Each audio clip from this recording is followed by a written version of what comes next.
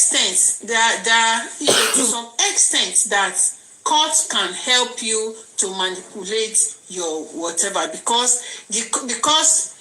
jurisdiction, yes, elastic has a limit. Yes, because Baba Mohbad has a lawyer, and the lawyer he has, she lawyer jeko as in pé bóyá wọ́n ti fún lówó, because the way we are seeing it right now, it does not Ogungbe does not portray pé ó ti gba owó. Shey you understand? It doesn't portray that he has collected money.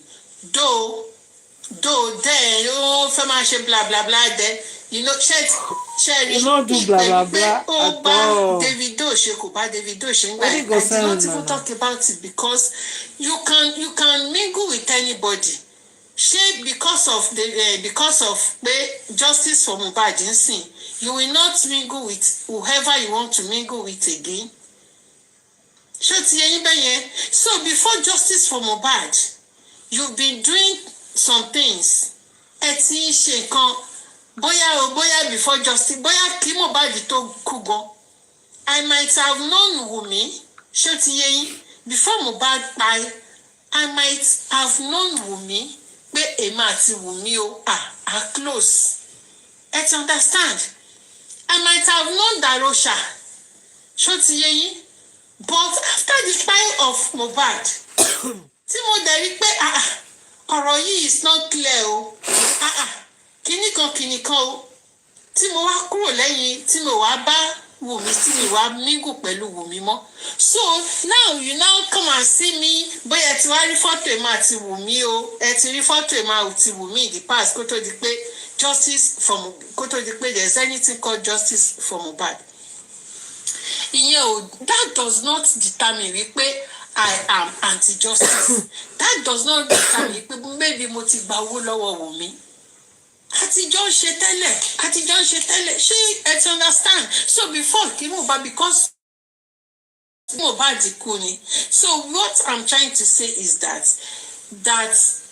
the lawyer was, the lawyer has mingled with Davido. Ìyẹn ò mí pé bóyá he can do anyhow. But nǹkan tó kàn bí mi nínú then was when the lawyer was not saying something to jẹ́ pé ó ń ṣe dẹ̀gẹ̀dẹ̀gẹ̀ ńgbà yẹn, to understand. He was not coming straight. I don't understand him. And his baby lawyer, the way he was talking, ṣé tí eyín ò lè mí ṣe tí mo ṣe yarí fún gbà. Wá ọ̀gbẹ́ni ọ̀gá Adé wá ń bí kiri kan ṣe ó ti yẹ yín bẹ́ẹ̀. And I put the event, and that was it. So now tádẹ̀ tún ti wá ń rí pé ọ̀rọ̀ yìí ó ti ní improvement, because what they wanted to impose on Baba Mohbad with the help of we like this, and you that you want this DNA to be done, because nínú gbogbo wa ń sìn àwa tá là ń ṣe justice, it is not everybody that wants this DNA. It is not everybody that wants DNA. Most people are saying DNA yẹn kọ́ ló máa determine, òun kọ́ ló máa determine. Ìgbà tí wọ́n wá lọ síwájú wá lọ sẹ́yìn when there is no solution. So let us look at this side now. Let us look at the DNA side. So that was the reason why I am supporting the DNA, because the DNA ọ̀rọ̀ DNA ti yọ nínú kí ló ti ń pè ọ̀rọ̀ DNA ti yọ ní corona inquest. Ọ̀rọ̀ DNA yọ that I don't trust you. Mohbad said it, that I don't trust you. Even that son you are carrying, I'm doubting him. Where is my son? And adẹ̀gbọ́ pé Wùmí sọ wípé, and adẹ̀gbọ́ pé Mohbad said that he will do DNA. That on Monday that we are going to run a DNA test on Monday. And Wùmí said, òkú méjì máa lọ bọ́lọ̀ nílé, pé that Monday you will not see it. Ó halẹ̀ bẹ́ẹ̀ yẹn. So now we are now saying that I don't believe in DNA. Anyway, that is, by the way, the effrontery of Wùmí for me. Wummi, let me tell you, mo sọ fún mo ní wà tẹ́. Mo sọ fún pé wà tẹ́. Because èèyàn ò kí ń gbin àgbàdo kó ló máa ká guava níbẹ̀. Kò possible. Because ìwọ ló pa bọ̀bọ́ yìí. Ìwọ ló pa bọ̀bọ́ yìí. DNA is the key. Is the key to justice. Ìwọ ló pa bọ̀bọ́ yìí. Bó ṣe halẹ̀ mọ́ Mohbad. Òun náà ni olórí burúkú iyán aládùkẹ́ bó ṣe halẹ̀ mọ́ ọkọ tẹ̀ náà nìyẹn. But God, to God be the glory. Ọlọ́run rán guiding angel. Ó rán sí Fẹ́mi Adébáyọ̀. Ó dẹ̀ sì dúró pa síbẹ̀. But Ọlọ́run tún rán guiding angel. Kò tẹ́ ń ṣe angel kan. Angels to Mohbad. Ìwọ òjò dúró. Torí pé ìwọ ọmọ ejò ni you are a snake. You are a snake. And you are in fact let me just continue. Ìṣe mi ẹ má lọ ṣe DNA. Ẹ ṣe precise ṣe parọ́ fáwọn kí ló máa pa àwọn pípò yìí tẹ́ ẹ. Mága. Àwọn 30 minutes mẹ́ta ẹ̀ ọ̀sẹ̀ rẹ̀ ti sọ mọ́. Ṣẹ́rí pé kò kàn tẹ̀ fẹ́ lo ṣẹ́rí ó ti feel ṣẹ́rí you see that confidence tí bàbá Liam fún yẹn ó ń feel bossy. It makes her láti máa feel bossy pé òun bíi pé ọ̀gá lòun. Ẹ ti understand bíi pé ọ̀gá ni ẹ ti get. Ṣẹ́rí nígbà tí ìyẹn tẹ̀ tún ya ní maga ṣẹ́rí pé kò dáhùn. Ó tún lo tiẹ̀ pé no you are not relevant. Ẹ ti understand kò lo ọ̀rọ̀ yẹn. Ó ti feel bossy because ó mọ̀ wípé assurance tí bàbá Liam tó fóun as regards this DNA tí mo bá parí ẹ̀ tá a bá parí DNA yìí ẹ gbà ẹ mọ̀ pé ṣó ti eyín bẹ́ẹ̀ yẹn ìdí tó fi ń sọ pé bàbá ó láwa ń ṣe freestyle ó ní bàbá Mohbad ń ṣe freestyle ó ti sọ fún wọn pé bàbá Mohbad ò lẹ́nu bẹ́ẹ̀ tẹ́lẹ̀ nìyẹn o before that one na before bàbá Mohbad no go fit talk. Baba Mohbad no go because they don't even put fear. You see what this girl is doing here? She's putting fear into that man's heart. She's putting fear. She thought it was Joseph Aloba before. She thought it was Joseph Aloba that cannot argue, that does not even know his rights. This one is right, this one is wrong. So he was now using different tools to put fear into the heart of that man. Fear, he came to put fear into the heart of that man and to make our people rejoice, to be happy that we are winning. Exactly, and they made the party. They did that party last week that they did the party? Wummi was there, she opened the camera, she was dancing, that Taba Paris, we go bust everywhere. Nǹkan tó ṣe nìyẹn. You see? If not that, this lawyer, you see, the public wọ́n pariwo àwa ń pariwo ṣó ti yé yín tí máa sọ pé the public is not àwọn olórí burúkú we tá wà níbí and all of us ẹ ti mọ àwọn tí mo máa sọ pé à ń pariwo no be olórí burúkú people àwọn òṣì olórí burúkú yẹn o àwọn bingo no not those people ṣó ti yé yín ẹ ti mọ àwọn tí mò ń sọ àwa so if not for us and the lawyer that was writing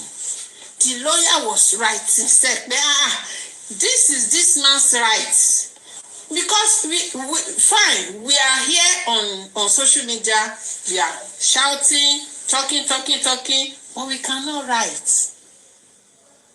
We cannot write. We don't have that right to write. Yes, because we are not lawyers. Okay? So with the help of the lawyer, and with us that we say, laye say, so that gave Baba Mohbad that confidence. Baba Mohbad to have that confidence to say, no, sir. And this is what I want, sir. Lie. I'm the father of this boy. I have the right. So when they now see that, this man, be like say, you get it, be like say this man no one gree, no gree for anybody, this man no one gree for us. So despite the fact say we they try to impose our decision on him, he doesn't want to agree. I beg. Okay. So okay, you are the father of your son. We are not negotiating that. So what do you say what you want? Okay, already, Baba Mohbad. Yes, our constructive critics gave him confidence. Thank you. Exactly. And also, our constructive critics gave that lawyer, I don't want to say it's not confidence, gave him the zeal, gave him that zeal, or gave him the kinikpe. I have to wake up from my slumber. I have to do this thing. Shall you understand? Our constructive critics gave that lawyer also, that zeal, that vigor to proceed. And to understand, and Baba Mohbad to have that confidence. But it's my son, and I demanded for this. I demanded for it. And we said that Baba Mohbad, you are not paying money for anything. No. So when they now pose that question to Baba Mohbad, when they now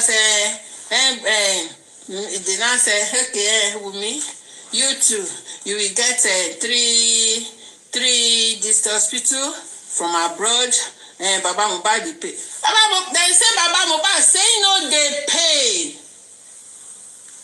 Yes, put him on his toes. Thank you. Put him on his toes. Yes, thank you so much. They say Baba Mohbad say he no they pay. Can you imagine, Shatiri? Hey, let's clap for ourselves. Even the commenters say lie. People are saying no, Baba ẹ má sanwó, ẹ ní sanwó láyé kíní kan. You see? So that is why today I'm happy. It's not that I'm happy because they've done the DNA. No, they've not done the DNA. The sample has not been taken, but still, okay. So it's not that I'm happy that the DNA Shanti DNA, no. But because in contact kick against one mulo. Yes, what we kicked against one mulo, we saw the results. I'm happy because we saw the results of what we have been talking about. Ẹ jẹ́ ká tẹ̀ tún gbóríyìn fáwa náà. Ẹ já gbórí oríyìn fúnra wa náà. A fún bàbá abúsí ego Baba Mohbad. We boosted his confidence. So ẹ jẹ́ kí inú wa náà dùn. Kó tó wá di pé àwa tún fèsì the main. The main, ẹ jọ kí náà ti porúkọ the main yẹn náà. What is the name of that the main yẹn náà? Orúkọ wo náà lò lò fún yẹn náà ẹ jọ̀ọ́ please write it orúkọ wo náà lò fún yẹn náà ẹ jọ̀ọ́ orúkọ wo náà lò fún dìmẹ́dìmẹ́ yẹn chain of custody yes mo rántí fún ara mi chain of custody òun láti wọn máa pariwo sìn ẹ̀yin wèrè.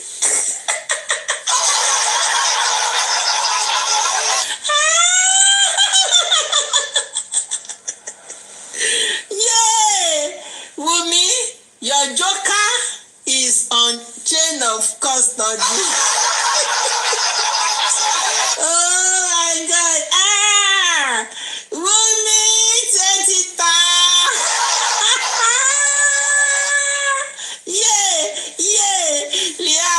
Liam is the one determining the court. Liam is the one that owns the court. Liam is the one that is paying the judges over.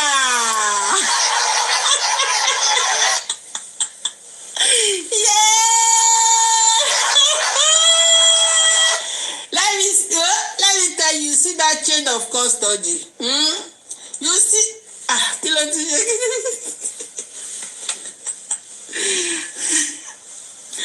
you see that chain of custody, now we get her. Chain of custody. Bá a ṣe fẹ́ ṣe bí wọ́n ṣe fẹ́ bí bàbá Mohbad wọ́n bá ti ṣe fẹ́ kán ṣe náà máa ṣe.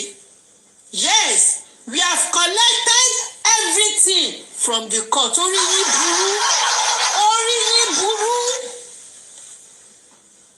Chain of custody.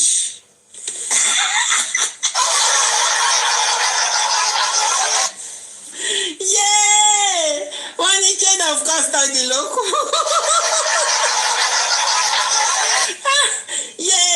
Oh God, unfortunately, in 2 weeks' time, mo fẹ́ ṣe exam. Oh God, I will not be coming live every day. Irú ẹ̀yìn sì bá yẹ kí n máa kàwé ni. In case, if you did not see me, in case, if you did not see me online, okay. Comfort lọ gba chain of custody ẹ jẹ́ kó rí i pé ẹ má ní comfort lọ gba chain of custody o. Mo fẹ́ ṣe exam ni o and it is very very important. But ọjọ́ tí wàá kàn fẹ́ wò pé let me just kí n kàn while away time. Chain of custody.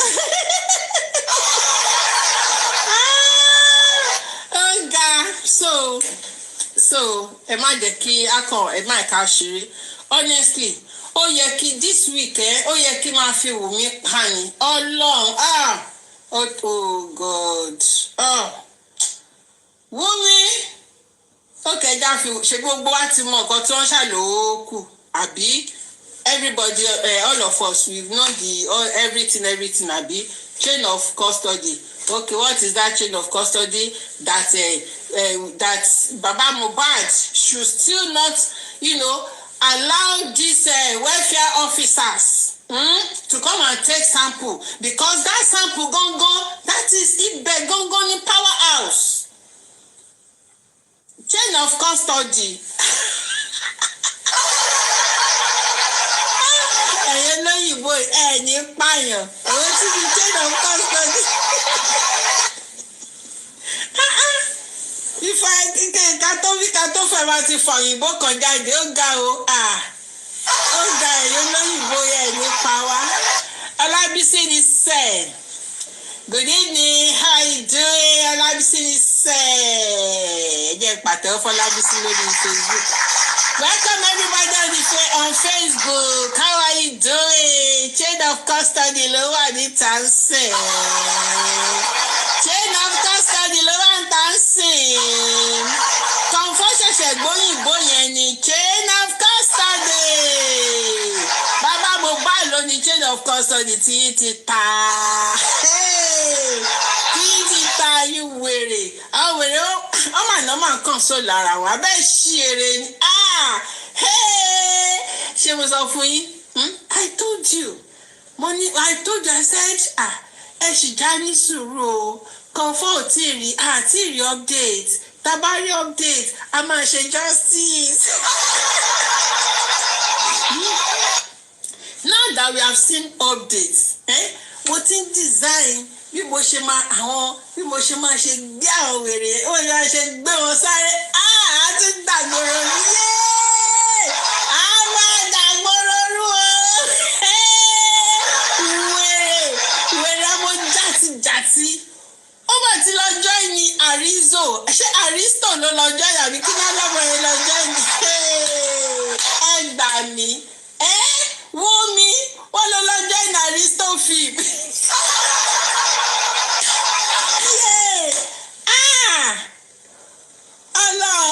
Ó dùn mí ṣẹ́rí lọ́sẹ̀ yìí yẹn mi ní máa jáde much Ọlọ́run mi ní máa fi bẹ́ẹ̀ jáde mo fẹ́ kàwé mo fẹ́ kà má dẹ̀ fún yín ní result ní bá ti gbà báyìí kàn máa rí mi tí mo jẹ Kọ́ńfà ṣé o ti mú in lọ́tìrì ni ṣé o ti gbówó fún ẹ ni ṣé o ti rí boyfriend tó kárì tó gbé dání lábẹ́ ni.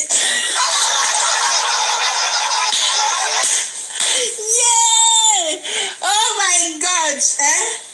Mo fẹ́ kí n kàwé yẹn kí n lè pass once and for all kí n dẹ̀ get out. Ṣé ti so nǹkan kan máa wá ṣó ti ẹ má bínú ṣẹgbọ́ mi ò gbowó lọ́wọ́ bàbá Liam o.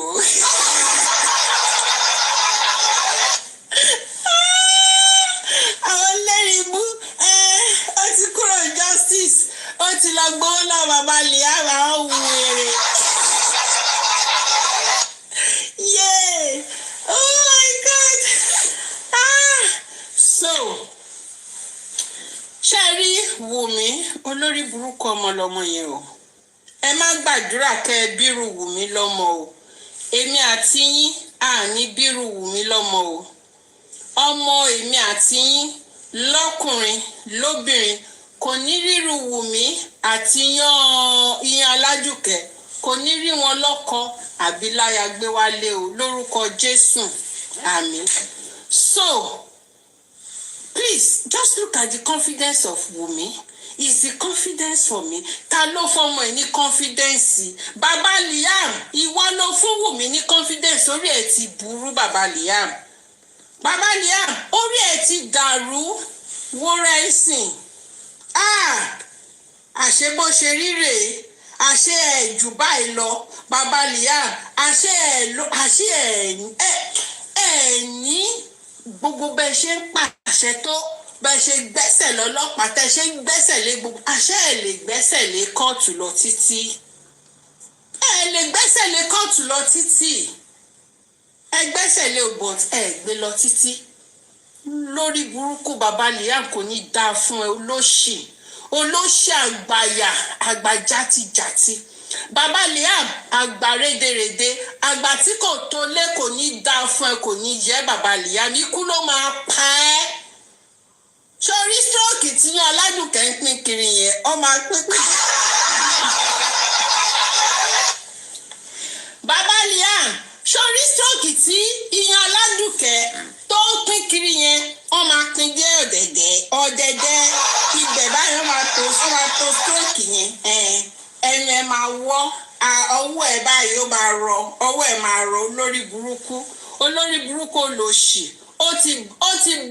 ó ti balẹ̀ ayé jẹ́ Bàbá Liam ti balẹ̀ ayé jẹ́ kò ní dá fún ẹ Bàbá Liam ìwọ náà Wummi kò ní dá fún olórí burúkú olòṣì wọ́n ní o fẹ́ lọ ṣe Arizo the coming of Arizo kò ní dá fún ẹ olórí burúkú mo rí nǹkan náà olóṣò last olóṣì ìgbà tó ń ṣe advert Fọlá gọ́tẹ̀ tún ti lógo jù lọ lórí burúkú Fọlá ó lógo jù ẹ lọ wọ́n gbé Fọlá kan tó gbé wọ kò ní dá fún ẹ olóṣì ó máa gbẹ lórí òró ni wàá gbẹ lórí òró olórí burúkú ọ̀bí ó ti fowó sanwó blogger tán ó ti kó gbogbo owó fún blogger olórí burúkú ti kó gbogbo owó fún blogger olòṣàlàyé bàjẹ́ mo rí nǹkan náà ó dàbí ọ̀pá olòṣì ti yọ sábẹ́ gáùn kò ní dáa fún ẹ̀wọ́ ọmọ òṣèọmọ játijàti olórí burúkú ìwọ náà máa ń ṣeré ọkọ̀ ẹ̀ balẹ̀ ni bàtà bá fòrò ẹ̀mí ẹ̀ tá a fòrò ẹ̀mí ẹ̀ tá kan.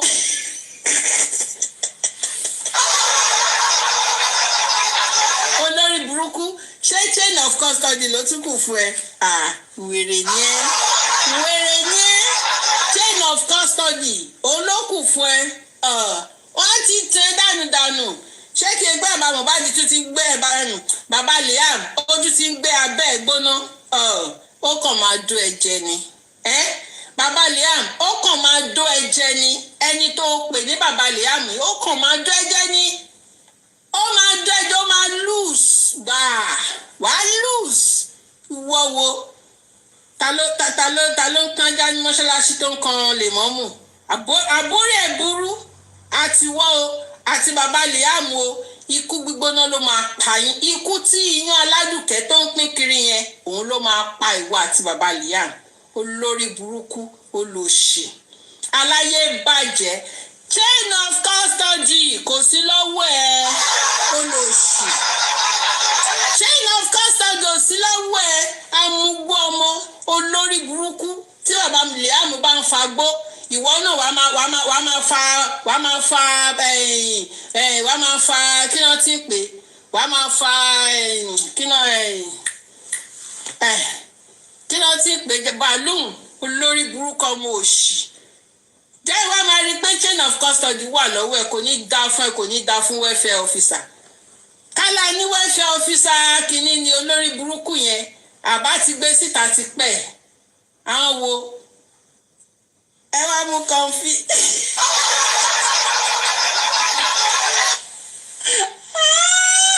We go arrest you. Tobi, we go arrest you. Ikú pa yín, ikú gbígbóná pa yín. Làgàtà gan-an wọn bí ìyá ẹ̀ tó ti sùn lọ́run tí ó sùn ìyá Làgàtà wọn bí dá kó sọ pé kínní ó kàn tọ́ eléri ibú somebody. Eléri ibú somebody ni ẹ́ olóṣì ọmọ játijàti olóṣì aláyé bàjẹ́ wọ́n ní chain of custody ló kù. Wummi olóṣì aláyé bàjẹ́ elétí kákò lọ́yà tó lóun lò olórí burúkú ìwọ Kàbírù olóṣì lọ́yà tẹ́mu wọ́n pè lọ́yà tẹ́mu inú ẹ̀ dùn. Wọ́n pè é ní lọ́yà tẹ́mu you are happy about that. Ó rí pé tí ẹ ti bàjẹ́ ayé ẹ ti lu ayé ẹ lọ́yà tẹ́mu ayé ẹ ti lu so ẹ máa gbọ́ lórí burúkú lọ́yà tẹ́mu o mo ń gbọ́ and you know in Nigeria there's no place where they can do DNA in Nigeria mo dábàá aláyé bàjẹ́. You know why he's saying that? It is because of the chain of custody. It's because of the chain of custody. He doesn't know what to say again. How can somebody, even me, that I don't even know law like this, I know that they can do swap DNA in Nigeria. Yay! Olórí burúkú, you see how Mohbad slapped him. Mohbad gave him a dirty slap. He doesn't even know what he's saying again. How can somebody of that idiot be saying that they don't do DNA in Nigeria? Olóṣì. Instead of him to say that, Shebu, we've been saying it before. We have been shouting. There's nowhere they do tissue-based DNA in Nigeria. Olórí burúkú somebody. You are there shouting. You be doing fracas. Fracas does not even allow him to know what he's doing. Fracas don't destroy this idiot. Aláyé bàjẹ́ like lawyer Temu, like Wummi, like Baba Liam. Ẹ̀yin olórí burúkú tẹ́pá máa finá a máa dáná sun yín ni. Ẹ̀yin wèrè játijàti, ẹ̀yin olórí burúkú ẹ̀yin aláyé bàjẹ́. Wọ́n bí ikú máa pa ìwọ àti bàbá Liam ni. Ṣé ti yẹ a máa dì pẹ̀lú yín? We go use fire shave una yash. Okay? Wummi, wọ́n ti ní they say Wummi go and bring 3 DNA centers from abroad. Abroad is Tanzania. Abroad is Ghana. abroad is Kenya. Either of these countries. Wummi, go and bring your DNA centers from here. Okay, they said, no, they are not doing DNA. Yeah, you think I paid? He paid them. Chai. Now waiting at the light with this one. Oh God. Now waiting at the light with this one. When that thing they pay them, you call the user and they pay their papa.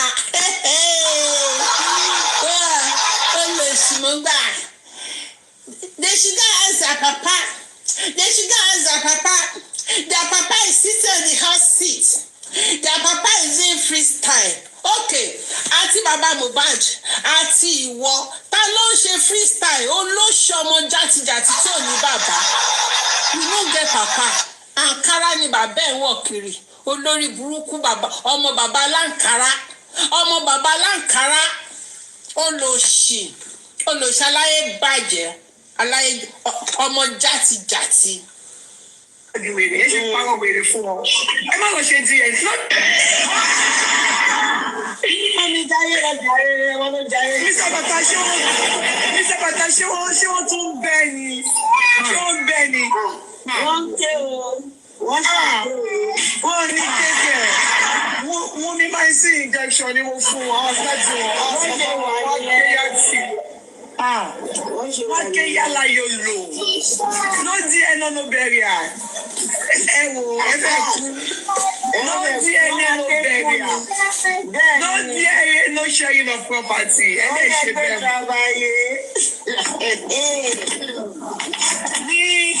Ní táìmù yìí lẹ fẹ́ lẹ ṣe lẹ tún disguise. Ẹ wá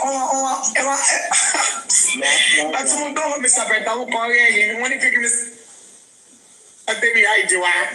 Àwọn ilé ṣe freestyle ní 2026. Ẹ tí rẹ̀ di ẹ ti dáàdi. Àánú yìí ṣe mí. Ẹ má lọ ṣe DNA. Ẹ ṣe freestyle ṣe ń parọ́ fún àwọn kí ni máa pa àwọn pípò yìí tẹ̀. Àwọn má gà. Àwọn tẹ̀sí mẹ́ta ẹ̀ ọ̀tún ẹ̀ ti sọ́mọ́ di wèrè. Ẹ ṣe ń parọ́ wèrè fún wọn. Ẹ má lọ ṣe DNA. No DNA no burial o. Ẹ sọ fún dáàdi. Wo dáàdi yìí ló fẹ́ ọ̀ sí sí. Ẹ yà tètè sọ fún wọn. Liam ṣe kéré o. Kọ́ra tètè lọ ṣe DNA. So tẹ bá tọ̀ wí pé kọ̀lé máa bọ́ta máa freestyle. Ṣé ẹ sọ Mr. Paita? Ọmọ lọ fún sẹ́nu rẹ̀. Ọlọ́run fẹ́ because tó dáhùn freestyle kan parọ́ ẹ̀kan parọ́ nonsense kan parọ́ rubbish kan parọ́ nonsense. Ẹ ṣe DNA ẹ lọ sọ. Ṣé ẹ wọ́n yìí ni? Ṣé àwọn pípẹ́ dáàdi ló ní finance ni? Liam ló ní finance o. Ó dàbí ẹ̀ wọ́n sọ fún yín. Ok, ẹ máa ṣeré kiri, ẹ máa rojọ́ lẹ́gbẹ̀ẹ́ ìdè lọ́nà ìṣẹ́jọ́. Ẹ máa rojọ́. Ní ìṣúra ọmọ mi wọn gbọ́ bẹ́ẹ̀ yẹn, ta ló ní finance? Liam ló ní finance àbí ó dábì kí o sọ fún yín. Nǹkan tó ti láti yín rí lọ́wọ́lọ́wọ́ báyìí. Ẹ lọ bèrè lọ́wọ́ dájú. Finance ni. Liam ló ní finance ó dàbí ẹ̀ wọ́n sọ fún yín. Ok, ẹ máa ṣeré kiri, ẹ máa rojọ́ lẹ́gbẹ̀ẹ́ ìdè lọ́nà ìṣẹ́jọ́. Ẹ máa rojọ́. Ní ìṣúra ọmọ mi wọn gbọ́ bẹ́ẹ̀ yẹn, ta ló ní finance? Liam ló ní finance àbí ó dábì kí o sọ fún yín. Olórí burúkú yẹn olùṣọmọ aláyé bàjẹ́ yẹn àti wọ́ o àti bàbá tó bí Liam o ikú gbígbóná ló máa pa yín. Liam ló ní finance. Who has the finance? Liam has the finance. Who has the finance? Liam has the finance. Olórí burúkú ni ìwà àtọmọ tó bí. Olóṣì. Aláyé bàjẹ́. Aláyé pinyìnkìn. Ẹ̀dẹ̀ tí wá ní finance. Olórí burúkú ọmọ òṣì. Tẹ́mi ìyàwó ara all market. Lórí burúkú ẹ tún máa dáná ara yín dùn ni ẹ tún lọ máa jẹ ṣúgà ni inú yín tí ò dùn ẹ tún lọ jẹ ṣúgà ẹ máa jẹ ṣúgà ni bínú yín ò ṣe dùn yẹn ẹ tún lọ jẹ ṣúgà and you be there lying it's not so kò rí bẹ́ẹ̀ o Liam ni o òun ló ṣì ń control kan táyé yín ti bàjẹ́. Ayé yín ti bàjẹ́. ẹ̀yin olórí burúkú yìí lọ́yà Tẹ́mọ̀ sọ fún yín lọ́yà Tẹ́mọ̀ that will be shouting the man is this he cannot do this he's not the owner of the that he's not there ìhàn ọlọ́ṣẹ́ ẹ̀hànà ẹ̀hànà lọ́yà Tẹ́mọ̀ ọlọ́ṣì ẹ̀hànà. I was even expecting you to continue with your saga lifestyle today. Chain of custody has controlled you. Chain of custody has controlled you. Baba Mohbad, ẹ má gbà fún wọn. Yes, ẹ má gbà fún wọn. Representative yín tó wà tí ó wà ní abroad. Àwọn ló máa wá gbà kínní, ló máa wá gbà. Olórí burúkú, ibo ló ti wá tó ti lókù lọ́rùn. Ìwọ welfare officer mo rò pé ayé fẹ́ yé sí ẹ lára welfare officer ayé ó máa yé sí ẹ lára ni oyin máa ta owó ẹ ó ìwọ tó lè mú eṣinṣin olófẹ́ lọ mú sample ayé ẹ fẹ́ bàjẹ́ tá a bá rí ẹ̀bẹ̀ tẹ́ ti ta tá a bá rí ẹ̀bẹ̀ ikú pa ẹ́ bẹ́ẹ̀ ni nǹkan tó bá wá dé òkú olókù wá ṣàlàyé you go talk nígbà tó bá rán oyin sí ẹ oyin tóyin kápá lájí ẹ iṣẹ́ tó máa lóòní ṣèmí mọ́ oníṣẹ́ Mohbad ìwọ welfare officer ó fẹ́ lọ tójú bọ ó fẹ́ lọ tọwọ́ bọ ojú òkú olókù ayé ẹ fẹ́ bàjẹ́ ayé ẹ ó fẹ́ bàjẹ́ welfare officer ikú fẹ́ pa yín ó fẹ́ pa George gan yes ikú fẹ́ pa yín pa George wèrè wo ló máa ń ní dandan abẹ́ yá wèrè èyí olóṣì jàtijàti kò ní dá fún yín dá fún anybody yín ikú ló máa pa yín kò ní jẹ yín àbólóṣì lẹ́yìn ni welfare officer iṣẹ́ tó máa ṣe tó máa lónìí ṣèmí mọ́ ìyá ẹ̀ wò ó ẹja continue. Nǹkan tó jáde yìí lọ́wọ́lọ́wọ́ báyìí. Ẹ̀gbọ́n alójú ẹ̀rí olóṣì ni ẹ ta lójú ẹ̀rí nǹkan. Ìṣúgà dáhùn sọdájú what his eyes is seeing right now. Orí ẹ̀ burú. Orí ẹ̀ ó burú bí eégún tó ń léwèrè. Ṣé oyin sí náà? Ngbá wọ́n ní o lọ sí abroad kò lọ wá bí tá a ti ṣe díẹ̀ ní wa. Ọ̀ǹdì kíná fún yín ọ̀ǹdì 10 àbí ọ̀ǹdì kíná pè lórí burúkú kó lọ sí Sambisa forest they can do it in Nigeria and in Lagoon hospital in Lagoon orí yìí burú go to that Lagoon hospital go to that Lagoon hospital right now. Ọ̀sẹ̀ kan péré ni wọ́n fún yín o ọ̀sẹ̀ kan just 1 week. Ọ̀sẹ̀ kan péré ọ̀sẹ̀ kan wèrè olóṣì.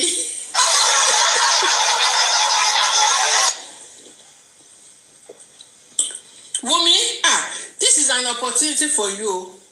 You even travel to UK. You travel to Canada. You will travel to America. It is a golden opportunity. You hear? Wummi, it is a golden opportunity for you to travel abroad. Travel olórí burúkú báwo lọkùnrin ṣe fẹ́ ṣe balẹ̀ sínú Aristo tó ń ṣe. You have not done DNA. You have quickly go and join Aristo film. Olórí burúkú. Náà kò jẹ this thing, okay? Indomie. You've not done DNA. Olórí burúkú ti lọ join Aristo. Olórí olóṣì wo ó máa tẹnu gbóbi ọwọ́ ni. A máa mú ẹ, a máa pa ẹ́ sára. Bẹ́ẹ̀ ni a máa jó gbẹ, you will dry. Ó máa dàbí bonga fish.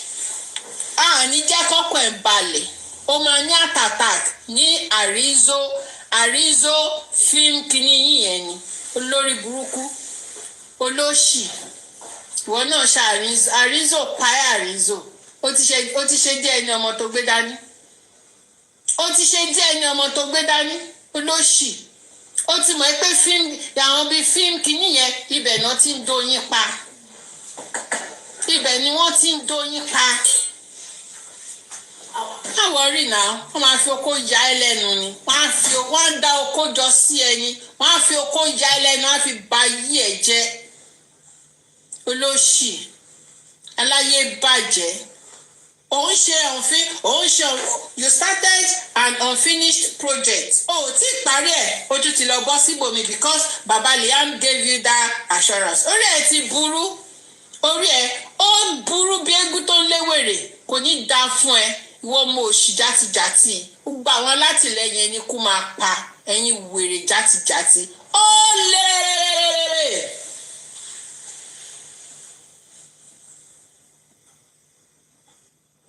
Láyé bàjẹ́. Abroad is Tanzania, yes. Go to Tanzania, go and do it. Olóṣì, go to Egypt, go and do it. I'm suggesting for you, go to Egypt, go to Ghana. Lórí burúkú somebody, ìwọ náà fẹ́ jápa. Wọ́n á ní kí bàbá bàjẹ́ sọ, àbáyé ẹ fẹ́ bàjẹ́. Àbáyé ẹ fẹ́ bàjẹ́ kọ́ wá sanwó olórí burúkú ní ẹni ó ṣí ere ní ibo ló ti gbọ́ pé ìyá ọmọ ń ṣe DNA fọ́mọ ẹ̀ ibo ló ti ń gbọ́ pé ìyá ọmọ kí bí ọmọ mi sì ká máa tún máa sọ pé èmi ò pé fara mi kí pé bóyá ọkọ bí mi o ó ti ya sáré lọ ṣe DNA méjì pápápá kí ló dé àbí o fẹ́ ọkọ mo fẹ́ ọkọ o ọkọ mi dó mi o mo lóyún òṣèbọ́ ọkọ mi ni mo ṣe tún ẹ máa béèrè pé mo ṣe tún ẹ máa sáré DNA wo wọ́n ní obìnrin ló mọ ọkọ ẹni tó bímọ fún so ó dórí títí ẹ àkàrà degun ìwọ mọ ẹni tó bímọ fún ayé ẹ ti bàjẹ́ so you have to go and do a secret DNA. O tún lórí láyà you went to the court to the public court orí ẹ̀rọ Wùmí ló máa kú sí mọ́mí Esther ikú ló máa pa Esther yẹn ó máa fẹ́ ọkọ bíi Wùmí olórí burúkú olóṣì àwọn tó ń sọpọ́tì Ìyàn Aládùkẹ́ olórí burúkú àwọn tó ń sọpọ́tì Ìyàn Aládùkẹ́ ẹ máa sọ tábà tí rí wọn ẹ máa fi òkò pa wọ́n dànù ẹ máa fọ́ wọn lórí àwọn sọpọ́tà Ìyàn Aládùkẹ́ nìyẹn o olórí burúkú kò ní dáa fún ẹ Esther ó máa fẹ́ ọkọ bíi Wùmí ó máa fẹ́ ọkọ bíi Ìyàn Aládùkẹ́ olórí burúkú somebody kò ní yẹ olóṣì aláyé bàjẹ́ ẹ wájú rí ìdílé kan ẹ fẹ́ wo dànù olórí burúkú Wùmí ó wọnú ilé alọ́ba ó mẹ́sọ̀ pé ó bá wọn kanlẹ̀ yẹn náà ni màá bá wọn kanlẹ̀ màá fún wọn ní stroke olóṣì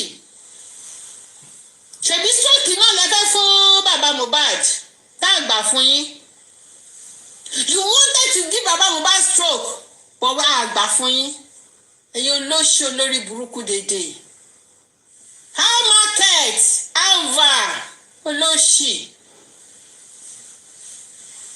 mo jòrò lárí aláyé bàjẹ́ ṣebí ẹ̀ka ni bàbá ẹ̀ wọ̀ káàkiri olórí burúkú bó bá tẹ ókè o gbogbo èèyàn kan ló ń lówó láti ìdílé ẹ̀ ó dẹ̀ lówó nìyẹn ó dẹ̀ tí rọ́kọ tó gbé ẹ sílé tó dẹ̀ tẹ́ ẹ lọ́rùn ó wá lè máa jẹ́ kó máa rí ọkọ yẹn kó máa rí díẹ̀díẹ̀ kó máa jẹ́ kó máa jẹ́ àárọ̀ obìnrin mi tẹ́ pé ara máa rí ọkọ yẹn ara máa jẹ́ ara máa fowó kọ́lé ara máa fowó ṣe nǹkan lábẹ́lábẹ́ a tún máa gbàdúrà pé nǹkan kan gbọ́dọ̀ ṣe ọkọ ẹ̀ because ibi tó ti ń rí owó nìyẹn ẹ ò lè ṣe bẹ́ẹ̀ ó fẹ́ sáré gbà wúwúwú kẹsáré yanjú ẹ̀ kò ní dáa fún yín gbogbo ẹ̀yin tẹ́ máa ń nírò èrò yẹn ẹ̀yin olórí burúkú yìí àti yín Aládùkẹ́ o àti Wùmí o ikú tírélà ló máa pa yín tírélà òun ló máa pa yín sẹ́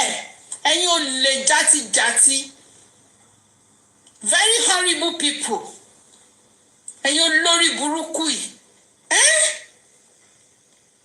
wọ́n tẹ́lẹ̀ pé ojú ẹni ọmọ ojú ọ̀rọ̀ lárí ó dẹ̀ ti rí nìyẹn wàá dọ̀ra máa jẹ́ wàá máa tẹ́kẹ̀ bàbá ẹ̀ tó ń wọ àǹkárá káàkiri yẹn wàá pààrọ̀ àǹkárá tó ń wọ̀ bó ṣe léèsì ni bó ṣe sáfẹ́ẹ̀tì ni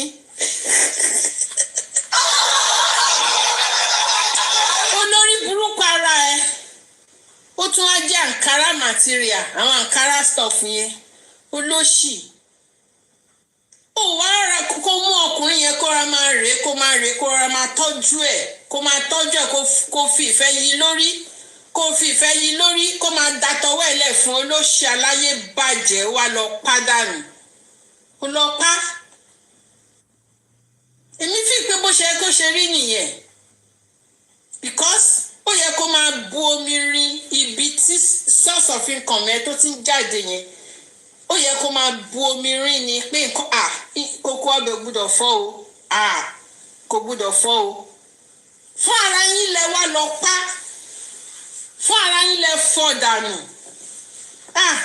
orí ọ̀gá Bello máa yọ o orí ọ̀gá Bello yọ o orí ọ̀gá Bello yọ o mo máa bá ọ̀gá Bello dúpẹ́ o mo bá ọ̀gá Bello dúpẹ́ tí wọn ọ̀kan eyín ọ̀kan ẹ̀ o because olórí burúkú yín Aládùkẹ́ tó bá lọ pa bọ̀bọ̀ yẹn tó wá sọ fún bàbá yẹn pé Fẹ́mi ti kú tó gbọ́ báyìí immediately ni bàbá yẹn máa yarọ immediately ni bàbá yẹn máa yarọ immediately tó máa yarọ kò sólóògùn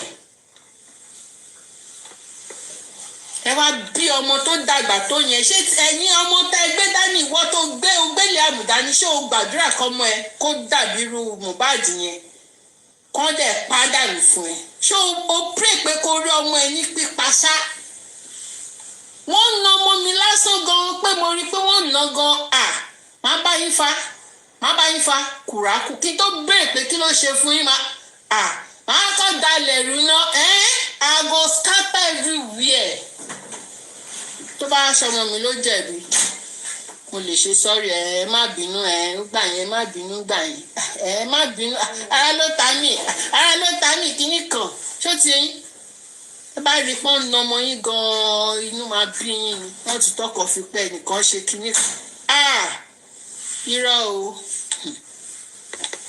kódà these children they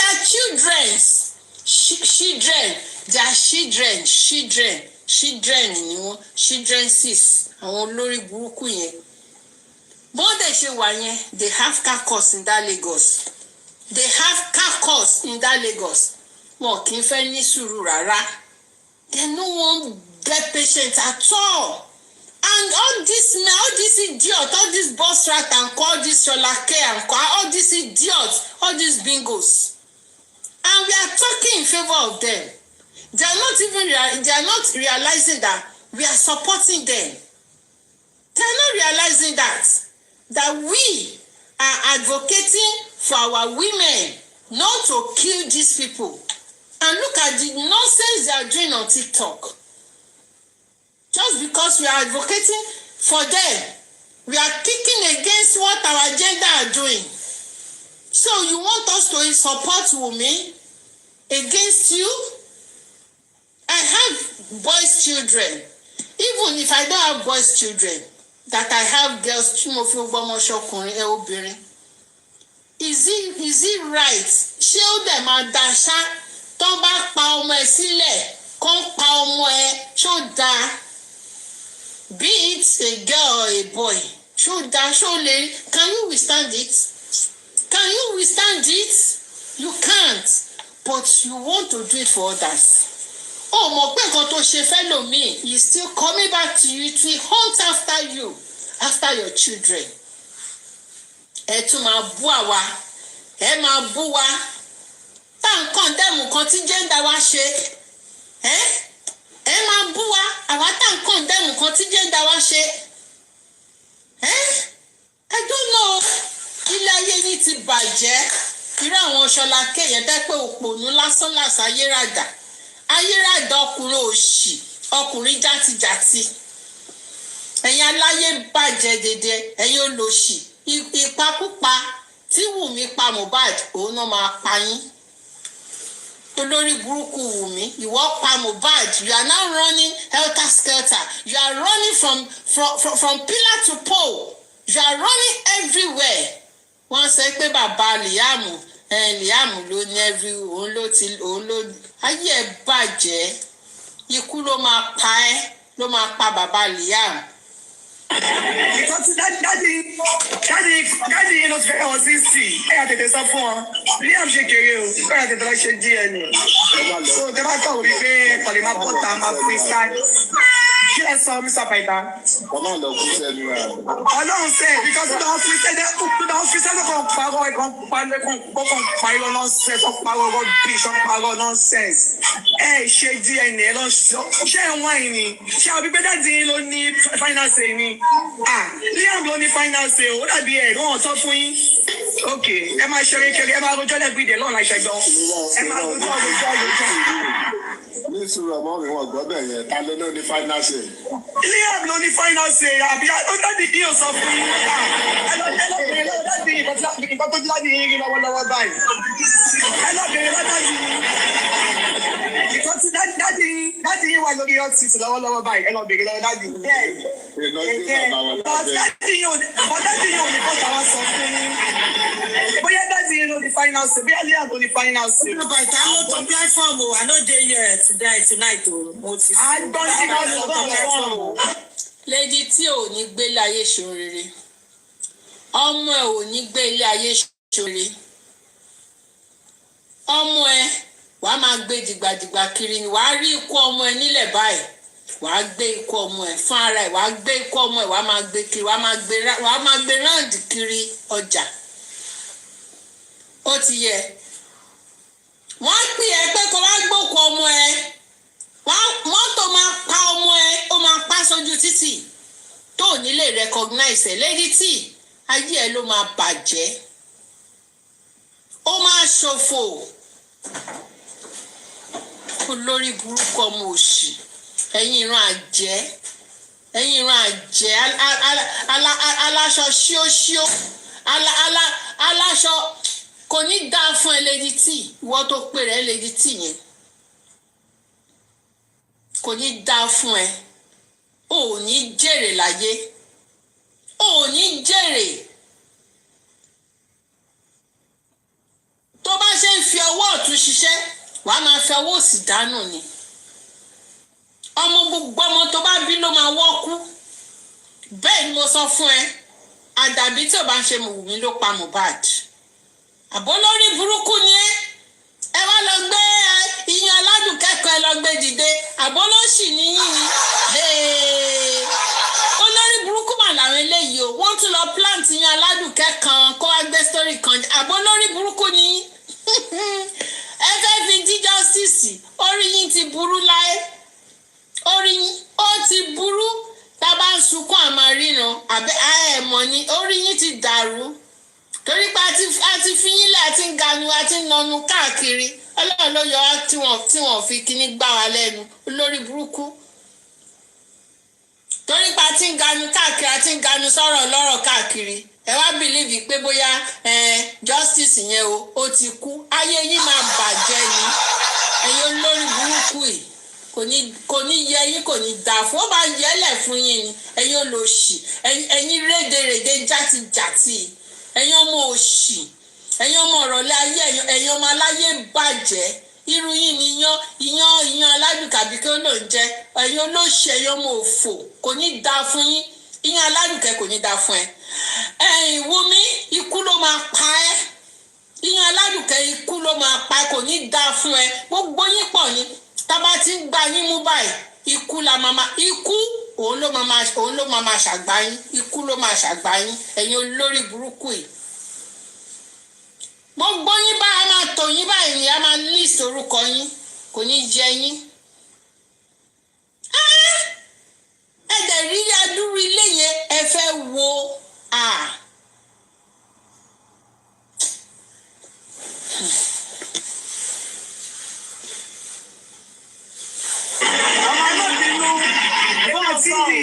ẹnà tí ń dìde láti club sí mo kàn ń gbọ́ pé Mr. Baita lọ mo pé Mr. Baita tún ṣe ẹ̀sà àwọn 2026 ẹ fọ pípù ilẹ̀ náà kọ́ máa sọ̀rọ̀ náà làwọn. ṣé ara mi ẹ̀ kí wọ́n sọ̀rọ̀ Trump ni.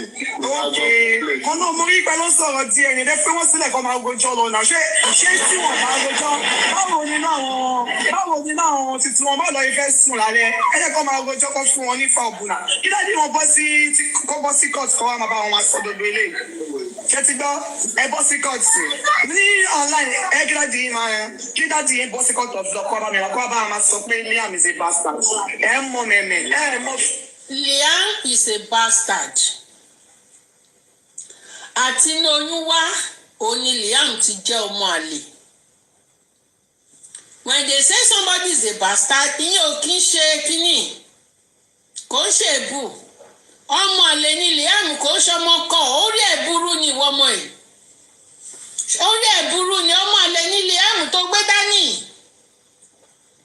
tani bàbá Liam a kàn ń pariwo bàbá Liam ni ò gbé síta ò gbé bàbá Liam síta but a máa rán èpè sí èpè díẹ̀díẹ̀ ló ń papọ̀ àgùnrín yes díẹ̀díẹ̀ yẹn a máa mọ yín lára má wọrí o lórí burúkú o bí ọmọ kan ṣoṣo ọmọ yẹn jọ máa lè nílé ayé orí páyẹ̀ ti bàjẹ́ ìyẹn Aládùkẹ́ náà bí ọmọ kan ṣoṣo ẹwọ ọmọ tó bí kì í ṣe pé bẹ́ẹ̀ mo fi ń yọ ọmọ yẹn Ọlọ́run dáríjì mi o ẹ̀yin amúnibú ni ẹ̀yin amúnijárun ni gbogbo yín ẹ̀yin olòṣì játijàti ẹ̀yin aláyé bàjẹ́ Wùmí bímọ ẹyọ kan bí ọmọ àlè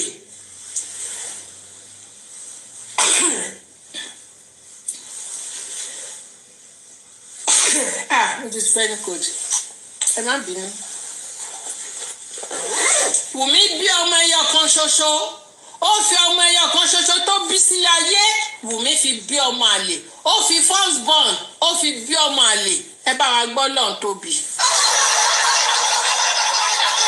ẹ bá wa gbé Ọlọ́run tóbi téèyàn bá bí ọmọ téèyàn bá kọ́ bímọ bá àwa ọmọ ẹ tóbi fún mi.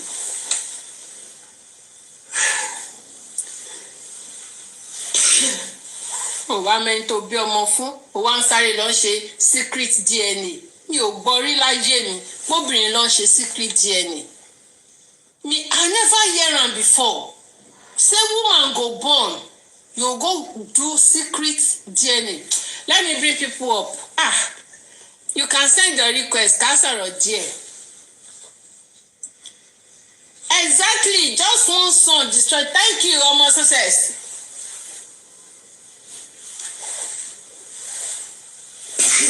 Just one son and it's destroying the whole world. Ọmọ àbàmì ló bí. Ọmọ àbàmì òun ló bí.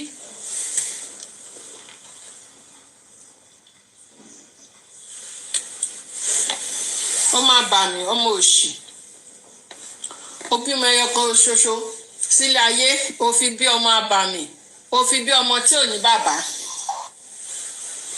Ó bí ọmọ kò ní bàbá yẹ ti bàjẹ́ ayé ẹ ó ti bàjẹ́ ó ìwà àtẹyẹ ìyá Aládùkẹ́ ẹ ṣe jàre ìwà àtìyàn Aládùkẹ́ the same thing ní olórí burúkú jọ ní ogbó yín ẹ̀yin olórí burúkú dédé ẹ̀yin aláyé bàjẹ́ wọ́n tẹ̀ tí wọ́n pọ̀ nígboro Èkó yẹn wọ́n ti pọ̀ jù kí ló dé wọ́n ti pọ̀ jù. Connect na kí ló dé tó connect. Power tap. Wọ́n bọ̀ jà. Double tap. Ó ga o. Connected. I'm back jàre. Lórí burúkú. Ó bí ọmọ ẹyọ kan ṣoṣo ọmọ yẹn ọmọ àlè lọmọ tó bí ó tún da lérú ó ń dọ̀nà rú ó ń da gbogbo ìlú rú ó ń da odidi country rú, ó bí ọmọ ẹyọ kan ṣoṣo, ó ń da ìlú, ó ń da world, ó ń dàrú. Ẹ kalẹ̀ o. I trust no one. Ẹ kalẹ̀. Mommy lórí. Family nǹkan sà. Fine. Wúrà baby. Long time o, Mr. History, ẹ kalẹ̀ sà. Ẹ kalẹ̀ everybody. They then quickly chip in chain of custody.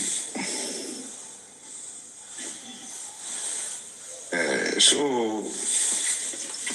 in essence, good. Half of the battery is won already. But if it's a méjì múlẹ̀ báyìí, bàbá ò tiro. And for the fact we want the first méjì múlẹ̀ báyìí, Ojúlala kan fi ń ṣọ́rí náà Steve. Because to Wummi is a do or die affair from the beginning, from the get-go. And if there is any loophole, she's ready to take any opportunity. So the man just have to be vigilant at all times. Now, so once simply, of course, to do one, Baba only more BT want to match test so the Baba only cannot mean kule by chain of custody. No, chain of custody ẹni wípé bọ́n ṣe máa ṣe transport ẹ̀ lọ sí Amẹ́ríkà or lọ sí ibi tó ti fẹ́ ti ṣe. Ibẹ̀ yẹn gangan ni foundation DNA yìí. Wípé báwo, how secured will it be? Pé báwo náà ṣe máa ṣe secured? Then àwọn tó fẹ́ mú sample yẹn wípé kí bàbá kó sọ wípé àwọn welfare kọ́ ló fẹ́ wá mú sample. Pé àwọn tí tòun, àwọn hospital táwọn mú àwọn yẹn náà máa send representative wa ó ní chain of custody pé báwo bọ́n ṣe máa ṣe mú sample, bọ́n ṣe máa ṣe fi sínú shipping, bọ́n ṣe máa ṣe lọ register ní shipping company yẹn, bó ṣe máa ṣe done. So that chain of that custody pé must be tight. Yeah, I understand. The other time, Timo Sokwe, Baba should, to act like James Bond 07. While the sample at his disposal in his custody. From the point of collection to the airport and abroad, some people were trying to, some people that cannot even see future, cannot even put 2 plus 2 together to reason out, will come after you.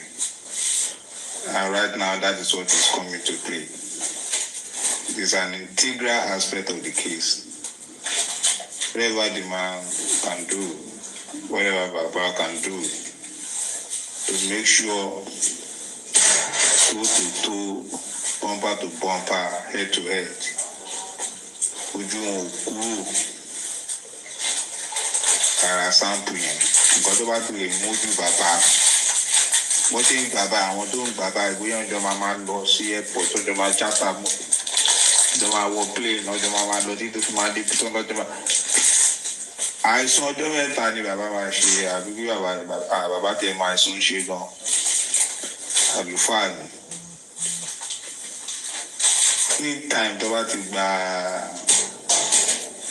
sample yẹn, ní tó máa ṣe test tó máa ṣe, 1 inch bàbá shouldn't be far away from the sample, because anything tó bá ti lè mú any distance tó bá ti gba sample, tó bá ti extract sample,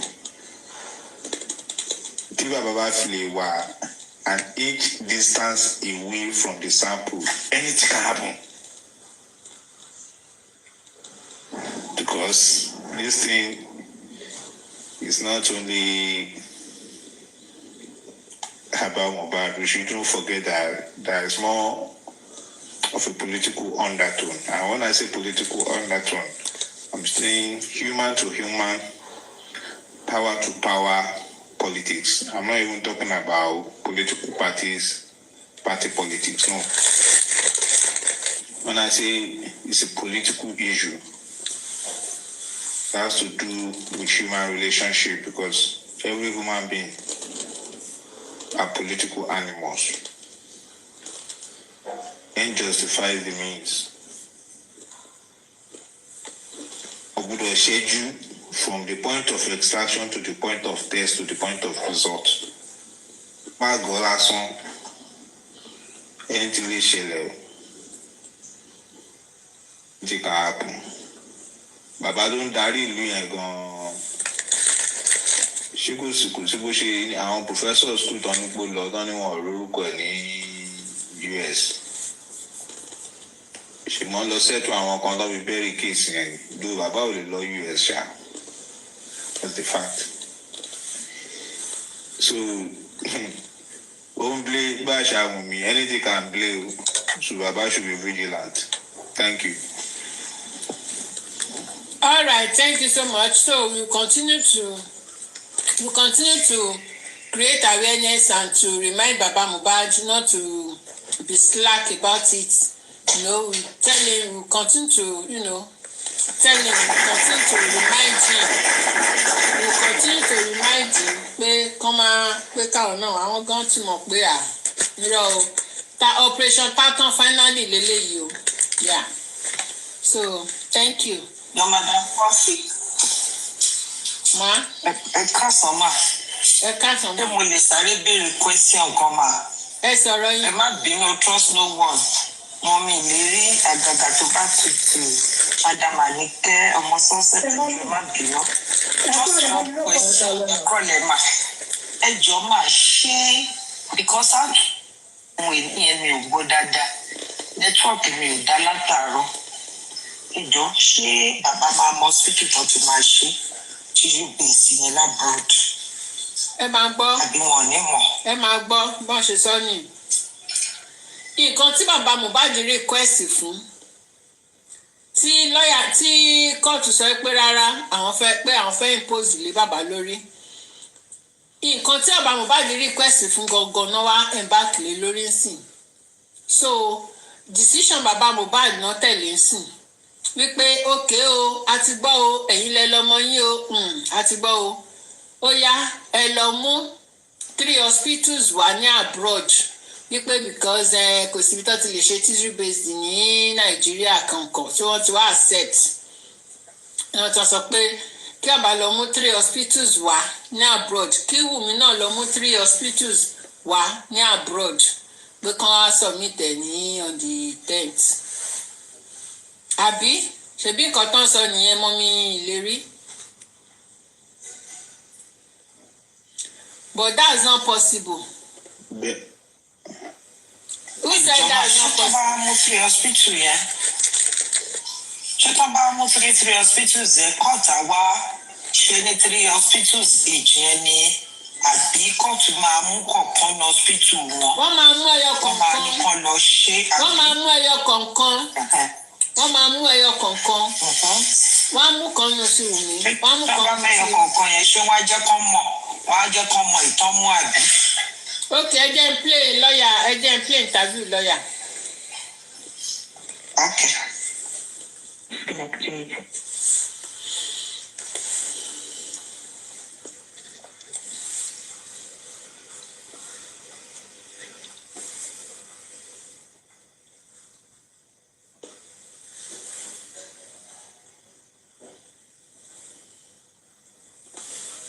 Connected.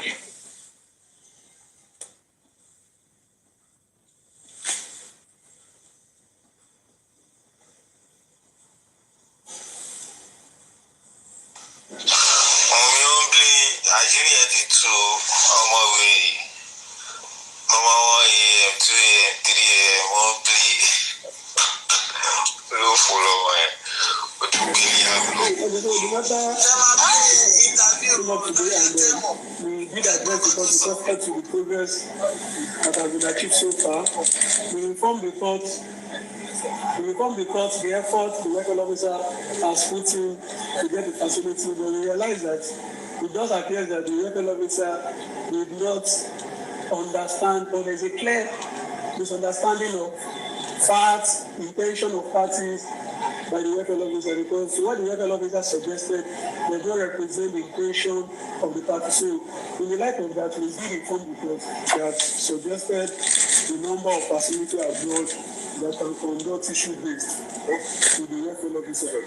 And it was after that the court now felt, okay, going forward, can we have 3 facilities suggested from our end, 3 facilities suggested from their own end, and the court is the people. So the essence is that we will suggest 3 facilities for them, so that it will be as if we had a predetermined facility if we are giving them one. The court, out of the 3 we suggested, the court will pick one from us. Out of the 3 days suggested, the court will pick one from them. Then the court will now pick an independent one. So what it means therefore is that we are having 3 different DNA tests, tissue-based. The court, out of the 3 we suggested, the court will pick one from us. Out of the 3 days suggested, the court will pick one from them. Then the court will now pick an independent one. So what it means therefore is that we are having 3 different DNA tests, tissue-based. Facility if we are giving them one. The court, out of from them, then the court will now pick an independent one. So what it means therefore is that we are having 3 different DNA tests, tissue-based. By and large, the 3 results are not lie. The 3 results must correspond. If the integrity of the result is anything to be believed. So if there are discrepancy in any of those 3 results, then we will know that there is a foul play. So this is the position. So the court agreed with us, and the court has now adjourned to 10th of February for us to come with a verifiable facility overseas. And before we can suggest, we must have ascertained that indeed this facility can do tissue-based, not a third party. Because we have some facility that cannot do post-mortem DNA test. So that's just the outcome. One clarification, sir. Did the court establish which pathologist or who is going to take this out? Okay, so as with respect to pathologists, we made it clear that our clients, the family of Aloba, have their reservation with respect to a government pathologist because of what transpired at the coroner inquest, where a pathologist purportedly came back with a result that come to be inconclusive. So we said we don't want to be in that situation again. And in order to clarify all of this, I made it clear that there are some facilities overseas that have their own specialized pathologists in Nigeria. They have facilities in Nigeria that take samples for them. So in order to guarantee the integrity, we will get a facility that have their own pathologists that will take the sample directly. We are not going to rely on any pathologist from Roots or from Lagos State Teaching Hospital or whatever. I am not indicting them, but because of the technical history of what has transpired over the years, especially with respect to the autopsy of Mohbad, we cannot guarantee their own integrity. So, and the court agreed with us. So, with the pathologists and centers, everything should be submitted by next week. Technically, 10 days. 7 days. On the 10th. 7 days. Okay. And of course, the entire process is going to be transparent. When they are taking the sample, will be there. Transportation. When they are sending me everything, will be there. And with respect to the funding, my client is only funding his own and that of the courts. The respondent will fund their own. The court agree all of this with us. So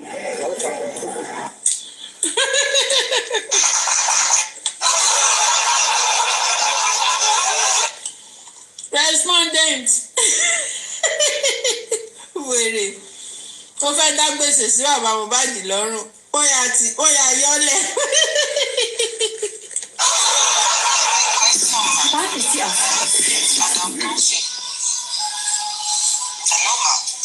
Ma? Yeah, okay. That is a very good outcome. But my question is, will Baba and the other concerned party, will they know the hospitals they will take out of those three hospitals they asked them to present? Why asking them to present 3 hospitals? Why not just one? Baba go and bring one hospital abroad that is very viable. Wummi go and bring one that is one, and Baba will know that this is the hospital I presented. Why 3? And they are going to take one. And do they ever have the lawyer? Whether Baba will have the knowledge of the hospital they are going to pick between those 3 hospitals? That's my own question. Thank you, Mommy. Hello, everyone. I just want to say something quickly. That it just sounds like another manipulating tactic to me. So what they should be doing is that they're the ones that should give us 3, and Baba should go and do his research properly and make sure they are accredited, and then pick one from there free. Something like this, rather than the Baba basically picking 3, and then they will now go and do research to go and find out which one they can manipulate, and then pick that one. I don't understand. You know, it needs to be. I think the lawyer needs to think about it very well and correct a few things, because Baba needs to fully know exactly what's going on. Full transparency for Mr. Joseph Aloba. No secret, nothing. Not you basically picking one random one from his list and then going to basically claim that you've done it in that one and we cannot verify it. I don't know. I don't understand, but yeah. Yeah, your thinking is justifiable. See, but what about, okay, Baba picking hospital from US, one in US, one in UK, one in maybe 2 in UK or wherever, sure you get. But it was Baba that picked these hospitals. So I don't think, we should be doubting this hospital that, okay, if they pick 2 in UK, if they pick 2 in UK or they pick 2 in America and 1 in Kenya, say this hospitals, okay, if Baba picked 3 and they took they chose one out of these 3, but these 3 hospitals, they are genuine ones that Baba brought himself now. So how are they going to be doubting? Baba only introduced 2. Because I did not hear that Baba introduced 3 hospitals. I heard Baba introduced only 2. Now they're trying to make him provide another extra one from where? Mr. Titus, hold on. From Mr. Muyiwa. Let's look at it this way. Based on your inquisition, let's look at it this way. Okay, Baba is bringing 3 hospitals, right? Even if the court wants to pull his thumbs by picking one randomly from Baba's side, Baba can even himself do independent tests with the other 2 on his own, just to have the same results. To the case the court is representing the status quo. So if Baba brings 3 hospitals and they pick one out of the hospitals for their abracadabra, then the other 2 left behind, Baba can still contract them privately on his own, so that to be on the safer side, to have a backbone. Do you understand what I'm saying, man? The court will never accept it since they did not choose the hospital for Baba. They will never accept the result from Baba. It is only the chosen one from the court that they will verify the result. Even if Baba did or do any other ones, they will not bother to accept the result. Baba should know the hospital which they are going to take out of the 3. Because this is all game. We are telling Baba to bring 3 hospitals. For what reason? Why 3 hospitals? When they should be bring going one to hospital. their own self. Wummi, bring one hospital. Let them go and let Baba know so that Baba can contest the result. If Baba do not know the name of the hospital, how will Baba contest the result when the result is out? And I know once the result is out and it favors Wummi, this country never answer to anything they did. The same game they played the game for us during the toxicology. I don't know. Ojulala Confidentiary. It's still going to be an unknown destination. But I should not agree to it. They should know the name of the hospital abroad that they want to do the TU based. No part of one name. So that if any result comes out, Baba will be able to contest it. Let them allow Baba no bad. And the liam we are saying wants to be bearing Aloba, not the state government's name.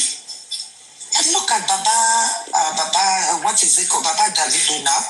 As the grandfather, he did the DNA test for his granddaughter. Let Baba have his own personal result first. Whatever the case may be, don't let God be jumping.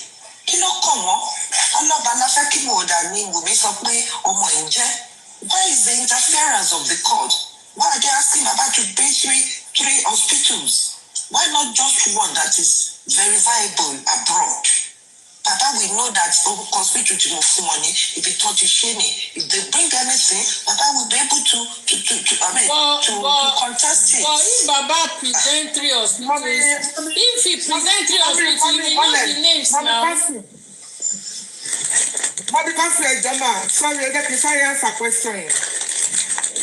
It's when the lawyer said, when the court said Baba should bring 3 hospitals, 3 hospitals, three hospital one. They now said, the court will now have an independent one. So now the lawyer now said, because of the case, the way the case of Mohbad is, Mohbad case is now a public case. Instead of the court they want to do it anonymously before, the court now agreed that it's not going to be anonymous anymore. It's going to be everybody will know where they are taking whichever hospital they pick. Baba will know, the whole world will know, so that they will be able to track it. They will be able, if the result come out, they will be able to go there to go and verify. That is good. That is welcome. It was argued that because of the nature of this DNA thing, that Mohbad case is no more family and it's not going to be anonymously anymore. The whole world wants to know the hospital, and the court agreed. They said, okay, they will let Baba know where they are taking it, the hospital they are taking it, and since it's even Baba that is going to pay for the court's own. So there is no way the Baba is not going to know where they are taking it to. The only thing is just that we don't going to put all the whole world should put their torchlights. Let's go and borrow Hanojin for them to know that we are on top of this game. We are not going to allow them to do the same thing on this DNA. What they did during the autopsy and toxicology is two different things now. The pathologist said he asked for so many things from the police, from the syringes, for everything. They didn't give it to them. On this DNA thing, the sample is going to be taken by Baba pathologists, which is from the hospital they are going to use. And I don't think they need any other thing from the government apart from the sample of Mohbad. So that is where we are going to put our torchlights. Because so this time around, they cannot repeat the same thing they did to the pathologists for the autopsy and toxicology. We don't need syringes in this case. We don't need any other thing apart from Mohbad sample, which is going to be taken by Baba pathologists. So let's be hopeful. And we let the government know that on this one, our lawyer, I feel a lawyer. I They are feeling for your call because they are on top of their game. No. The whole world wants to know. We want to know where they are taking the sample to. We want to monitor it bumper to bumper. So that it's clear before they go, you go and go. So that is it. Thank you. Thank you. Thank you, ma. Thank you. Thank you, ma. That is the key I expect by there.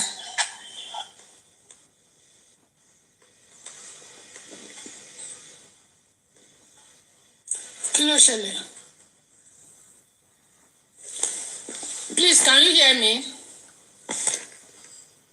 Yes, we can hear you. Okay, Mr. Ishak, I send the request.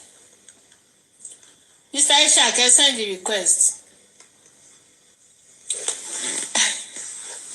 Mr. Ishak, allow any question.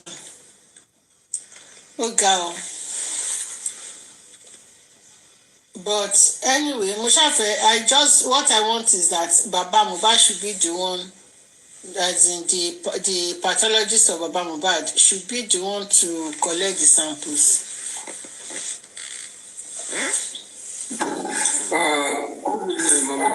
Good evening, sir. Let me first of all appreciate everyone for their contributions. I got stage it at one thing so that I might bow being back both in Noah. She wanted to come from any record of proceedings of what happened today in court. The reason why I'm saying this is this. The idea of somebody presenting 3, the court picks 1, must be a motive for asking him to nominate 3, for court to pick 1.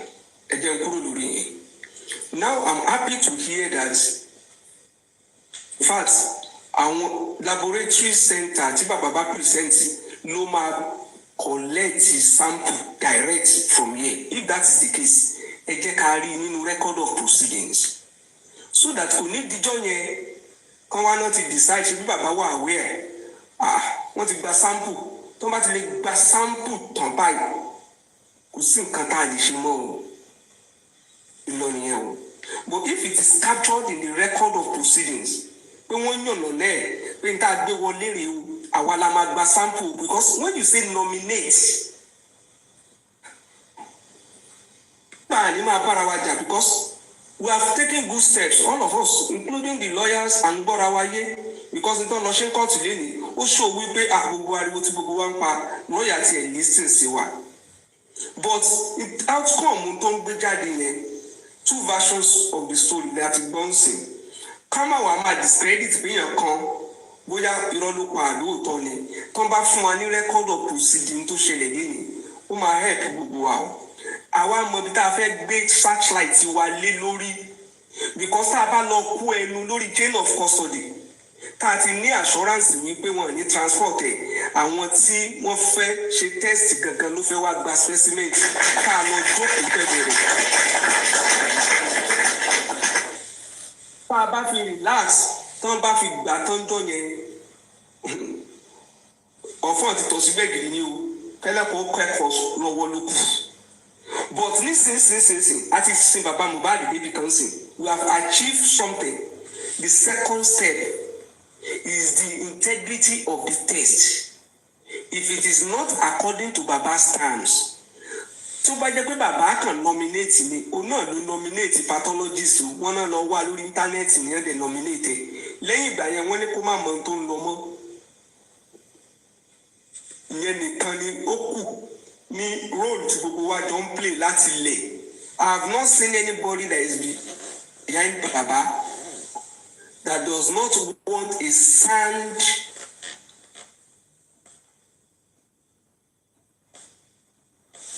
and a reliable and verifiable DNA. Wahala were united on it. It's just the approach. Freestyle non fuwa. Come on, the people can fake up at the one in. One one person in there Zoom. Who let you read to one consul in the job. Can't do come back verified or come back record of proceedings. Come back stamp it. Will take you 1-2 days. Last is the guy. They come and share no come out.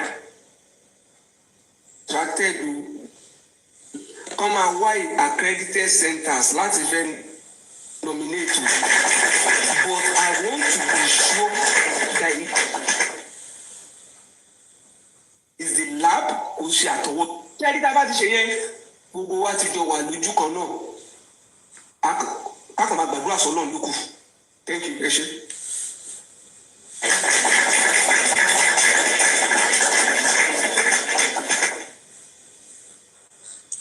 So, yeah, so that should be done, and I don't know. According to nǹkan tí lawyer sọ, it seems that anyway. But Mr. Isha, kí lẹ ní kíkọ́ to present kan fún wa yẹn náà? Kí lẹ ní kan fún wa yẹn náà? No. Ìwé kíní nǹkan tó ń ṣe lẹ́yìn court proceedings. Court proceedings. Ṣé mi àti yín bá analyse ọ̀rọ̀? A record of proceedings. Ṣé tí a bá analyse ọ̀rọ̀ and authority, mo lè right, mo lè wrong. Tí lọ́ọ̀yà bá jáde tó fẹnu ara ẹ̀ sọ wípé lab ló máa take a sample and they will take it down directly. Mi pé nǹkan yẹn wà nù don discuss ní ẹjọ́ lénìí ni. Mi gbọ́ interview lọ́ọ̀yà mi sọ pé wọ́n ń kọ́ but mo lè interpret. Mọ̀mí Kọ́ńfì ẹ try láti play interview lawyer yẹn fún Daddy Ishaq. Maybe you'll be able to get something from it. Mi ti listen sí. Okay, I can play.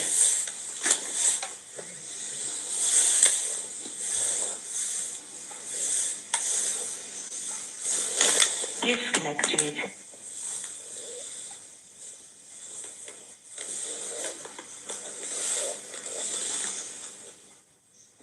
Connected.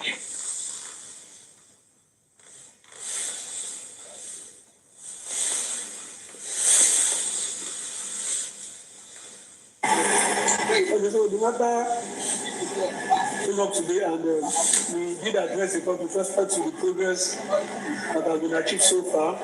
We informed the court the effort the record officer has put in to get the facility, but we realize that it does appear that the record officer did not understand, but there's a clear misunderstanding of facts, intention of parties by the record officer, because what the record officer suggested does not represent the intention of the party. So in the light of that, we did inform the court that suggested the number of facilities abroad that can conduct issue-based to the record officer. And it was after that the court now felt, okay, going forward, can we have 3 facilities suggested from our end, 3 facilities suggested from their own end, and the court will pick one. So the essence is that we will suggest 3 facilities for them, so that it will be as if we had a predetermined facility if we are giving them one. The court, out of the 3 we suggested, the court will pick one from us. Out of the 3 days suggested, the court will pick one from them. Then the court will not pick an independent group. So what it means therefore is that we are having 3 different DNA tests, tissue-based. By and large, the 3 results are not lie. The 3 results must correspond. If the integrity of the result is anything to be believed. So if there are discrepancy in any of those 3 results, then we will know that there is a foul play. So this is the position. So the court agreed with us, and the court has now adjourned to 10th of February for us to come with a verifiable facility overseas. And before we can suggest, we must have ascertained that indeed this facility can do tissue-based, not a third party, because we have some facility that cannot do post-mortem DNA test. So that's just the outcome. One clarification, sir. Did the court establish which pathologist or who is going to take this out? Okay, so as with respect to pathologists, we made it clear that our clients the family of Aloba have their reservation with respect to a government pathologist because of what transpired at the coroner inquest, where a pathologist purportedly came back with a result that come to be inconclusive. So we said we don't want to be in that situation again. And in order to clarify all of this, I made it clear that there are some facilities overseas that have their own specialized pathologists in Nigeria. They have facilities in Nigeria that take sample for them. So in order to guarantee the integrity, we will get a facility that have their own pathologists that will take the sample that they do. We are not going to rely on any pathologist from which or from Lagos State teaching hospital or whatever. I am not indicting them, but because of the total history of what has transpired over the years, especially with respect to the autopsy of Mohbad, we cannot guarantee their own integrity. So, and the court agree with us. So, with the pathologists and centers, everything should be submitted by next week. Technically, 10 days. 7 days. On the 10th. 7 days. Okay. And of course, the entire process is going to be transparent. When they are taking the sample, will be there. When they are sending it, everything will be there. And with respect to the funding, my client is only funding his own and that of the court. The respondent will fund their own. The court agree all of this with us. So, Shetibons, Mr. Ishak. The presentation is very clear. That's the issue has been addressed from the submission of the lawyer. So, only the version that before now wasn't complete. This is a fear that when you need about the collection. And I think this, to me, this is a better approach to it. So, last week, we were of the opinion that, only they have and the adult tissue base. Because collection is key. So that there won't be tampering and there won't be any swap. So I think it's good. I didn't even hear this before I said earlier, but it's like Amborawaye, and we should keep putting light on it. I think this is a good one. I didn't hear this part before now. That's where I go. In fact, the lawyer said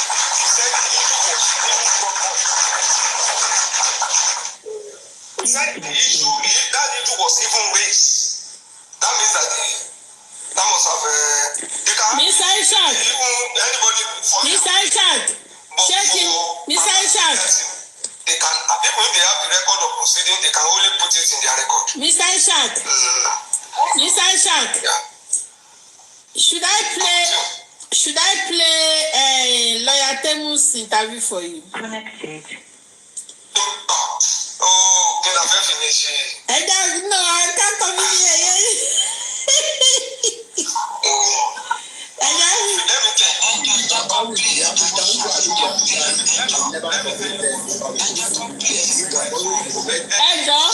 Ohun ìsàlẹ̀ ló lò. It's not time for celebration.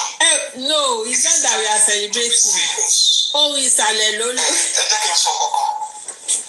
I want to plead with all of us. If there's any time we need to be more conscious, alert, but I want to say, for the benefit of those who have not listened to it, I think so. I have not listened to it. And it's a good entertainment. It's a good entertainment. Okay. Ohun ìsàlẹ̀ ló lò. Ẹ jẹ́ bá wa tẹ́tí dáadáa. Ohun yẹn ò loud. Kò rí ságà ṣe lélẹ̀. Kò ṣe wòtòwòtò lélẹ̀. Kò rí ságà ṣe. And we are saying it and we are still ready.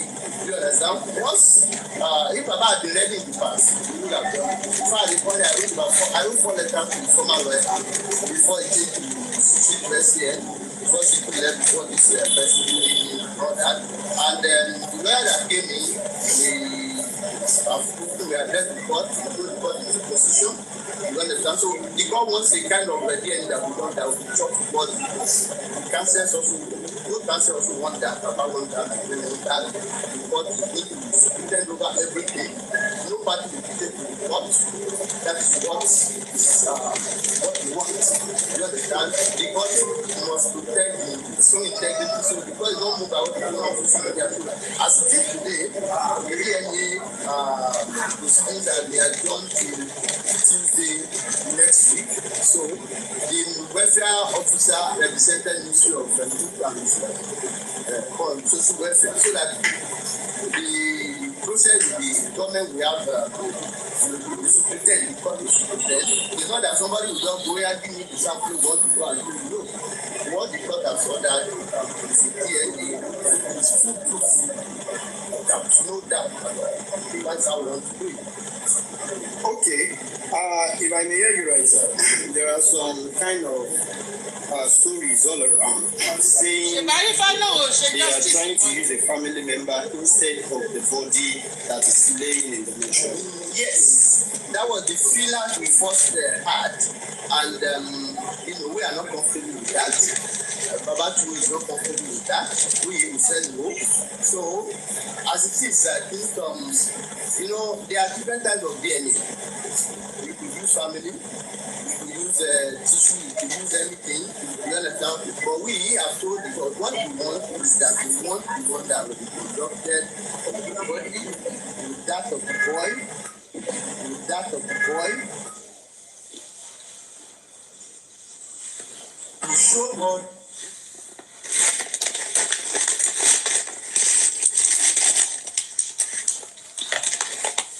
Network Arifa.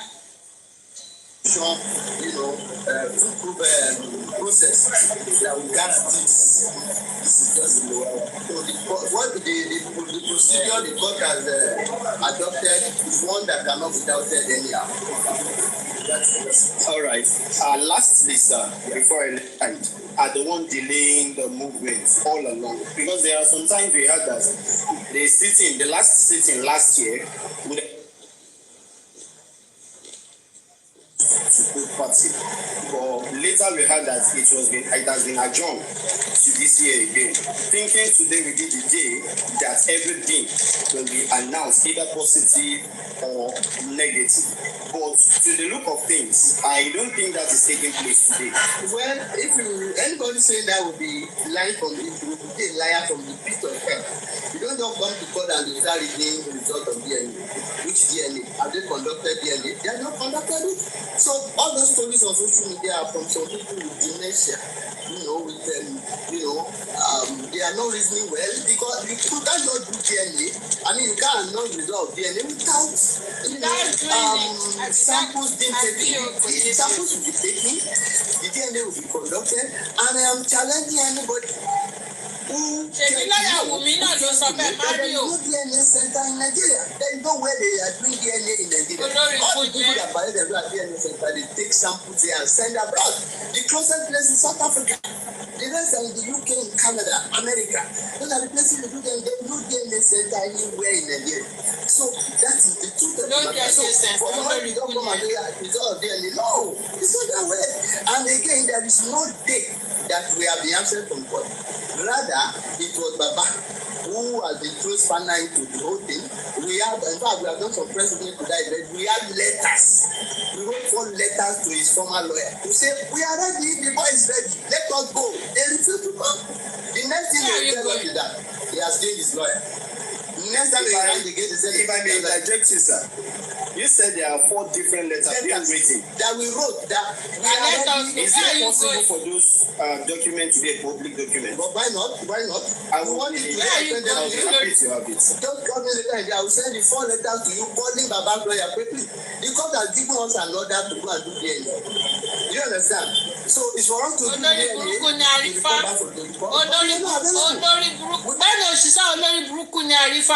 We are ready. We have told Baba 4 times that we are ready. Let's go and do this thing. Let's go and do this DNA. Olórí burúkú ni Arifa.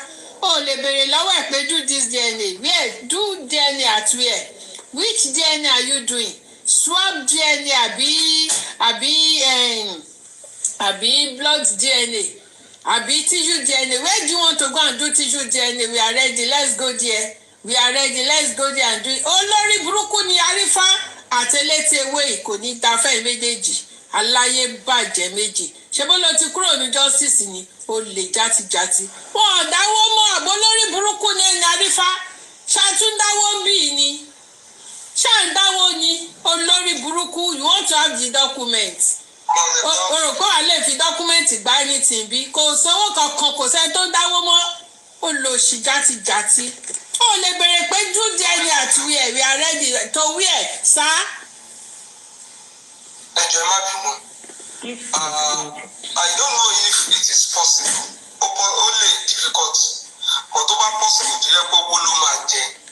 Kán jọ̀ọ́ àwọn lọ́ọ̀yà bàbá kan bá sọ fún wọn. Tó bá require wípé center tó fẹ́ nominate no máa send the representative tó máa wá látọ̀hún sí Nàìjíríà. Torí Nigerian factor ó máa difficult at times. Nominating a facility center in the to take the sample and pass it on. Here to here, because nominating 3 centers now. Nominating 3 centers, they pick one. Yeah, but don't pick any one of them. Ele don't pick yẹn. Tó bá jẹ́ pé ele táwọn ti rí iṣẹ́ ṣe lórí wọn, not pick fún wa. But tó bá jẹ́ pé direct ni. Bí lọ́ọ̀yà wa tiẹ̀ ti sọ wípé à ń ṣègbìyànjú tí court today allow wípé collection can be done even under the control of baba tó bá jẹ́ pé owó ló máa jẹ ká mọ iye tó máa cost láti fly ìyẹn wọlé tó dẹ̀ máa padà. In that case there won't be any dealings with anybody in Nigeria. ṣe rí ìlú tá a wà yìí mi ní confidence nínú any facility center tó máa nominate. You compromise.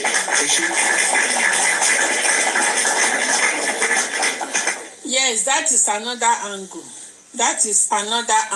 Wípé àwọn DNA centers tá fẹ́ lò ní abroad ní UK ní US tá fẹ́ lò pé they have their branches here, they have their kìíní kan yẹ pé kìíní yẹn. Èmi gan gbà tí mo gbọ́ yẹn sí èmi gan mi ò.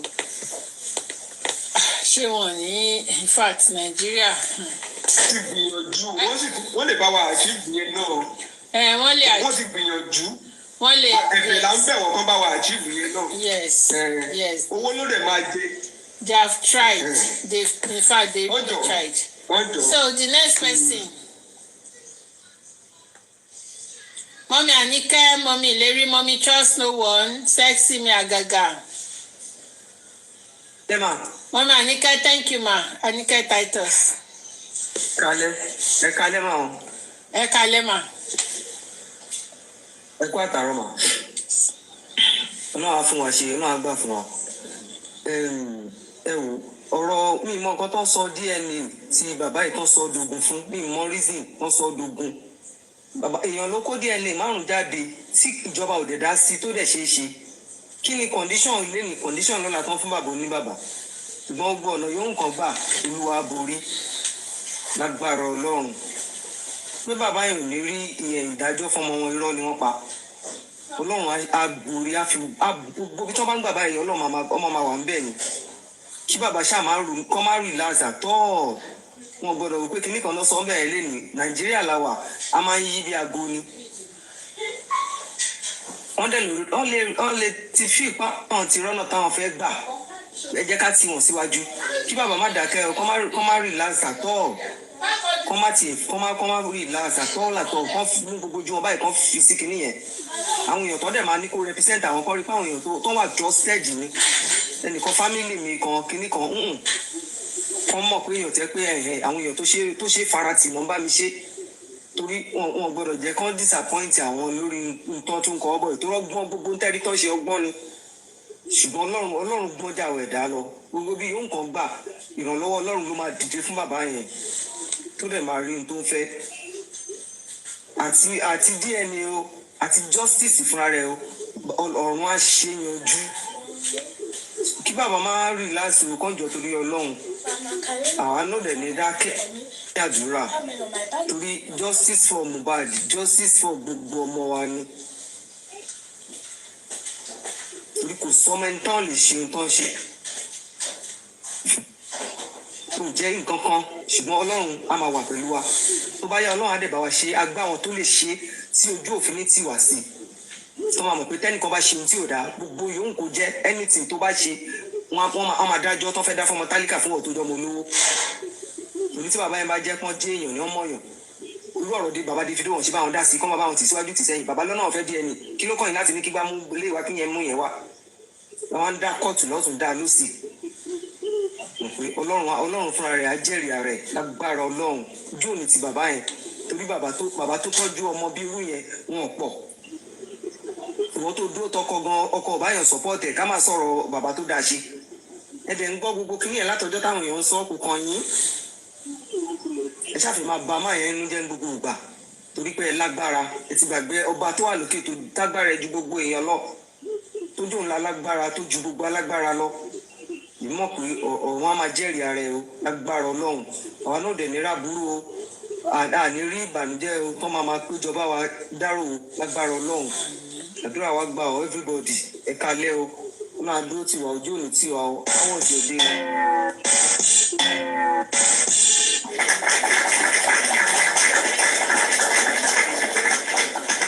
ẹ ṣé ma, thank you so much ma. Okay, General Vengeance. Yeah, good morning, good afternoon, good evening. Good evening. General Comfy. Trust no one. Gladiator Mbelelua. Gladiator Biwatubatutu. Gladiator Nike Kinasisimi. Ati Gladiator Tatosilo. Thank you for all you do. Thank you for standing firm. And God bless you a lot. I want to call our consciousness to certain area of this DNA that is very important. Don't let us forget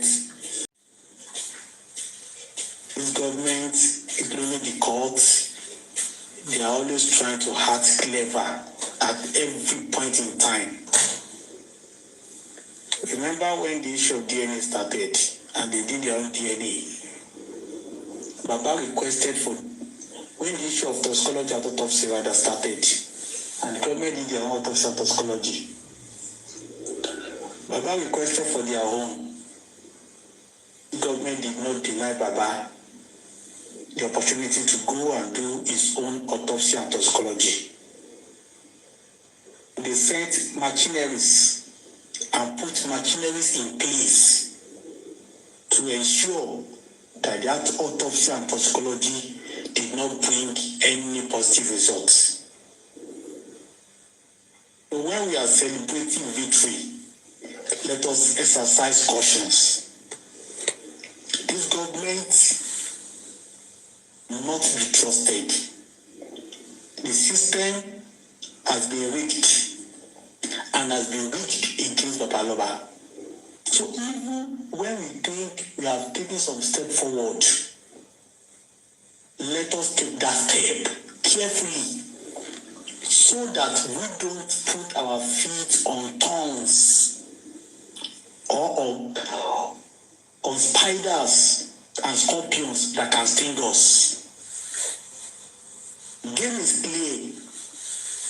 No, that young boy does not belong to Mohbad.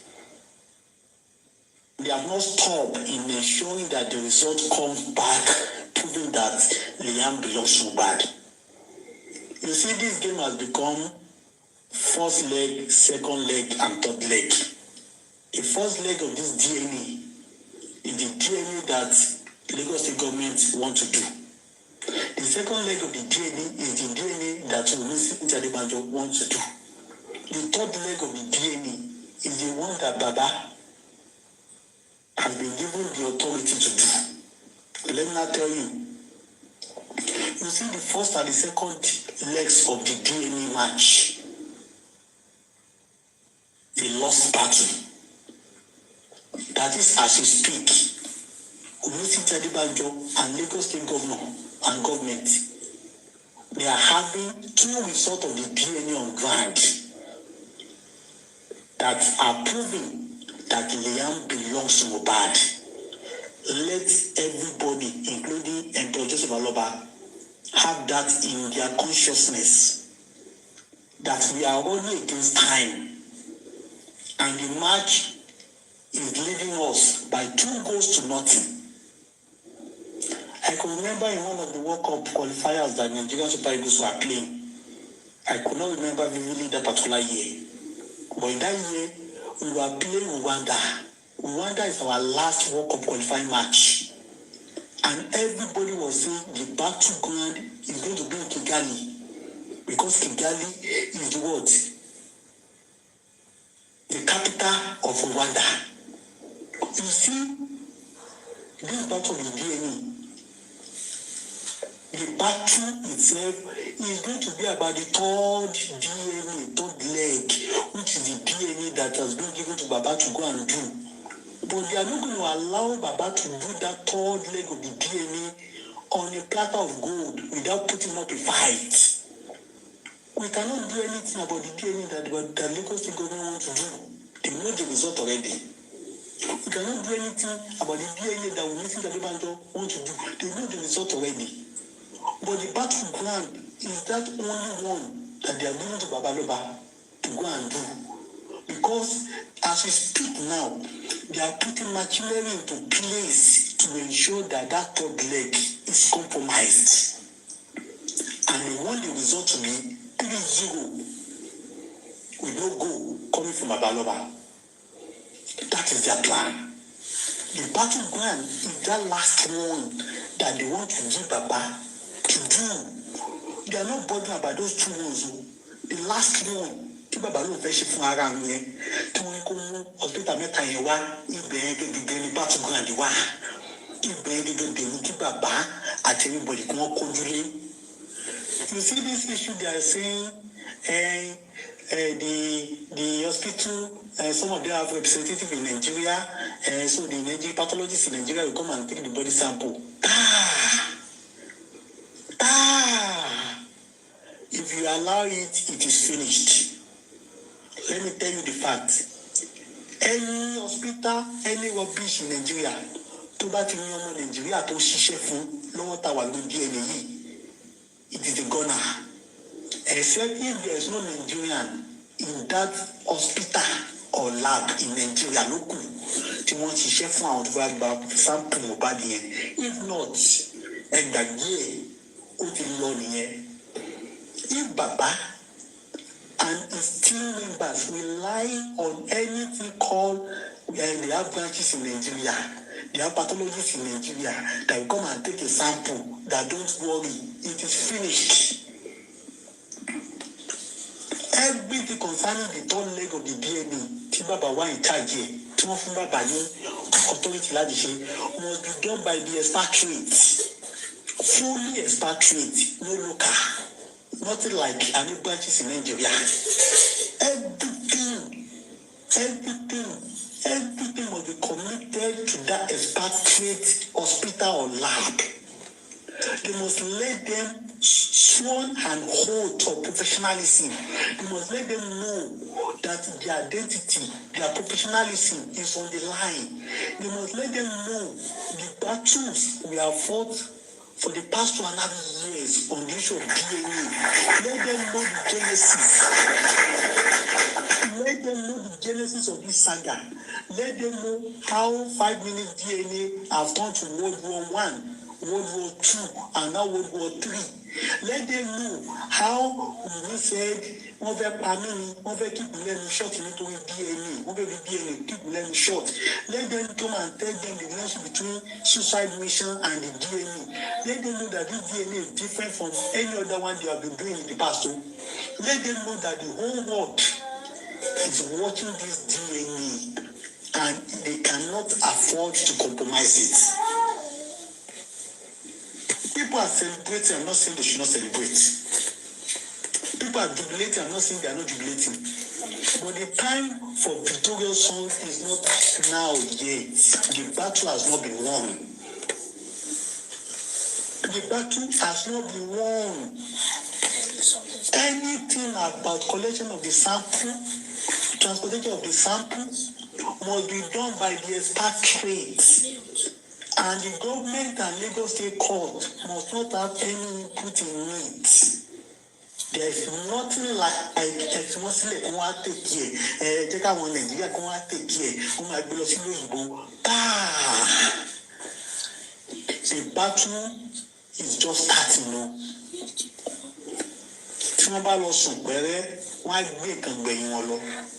I'm telling you the truth. Baba Liam is not sleeping. Listen to Adebanjo is not sleeping. It is now that the consciousness of everybody must get highest level of warranty, highest level of carefulness. They have their plans. They have their plans. They have their plans. Baba must take charge. He must tell them. The expatriate, the lab in abroad, the hospital in abroad must be the one to be in charge of everything. Baba must not go. Baba must not sleep. They are in charge. The government are still in charge. If Baba thinks that this little victory is enough to defeat Mr. Adebanjo and Baba Liam, it is a lie. We are not relenting. As it is now, they have scored 2 goals. We have not scored anyone. And that goal, only decisive one.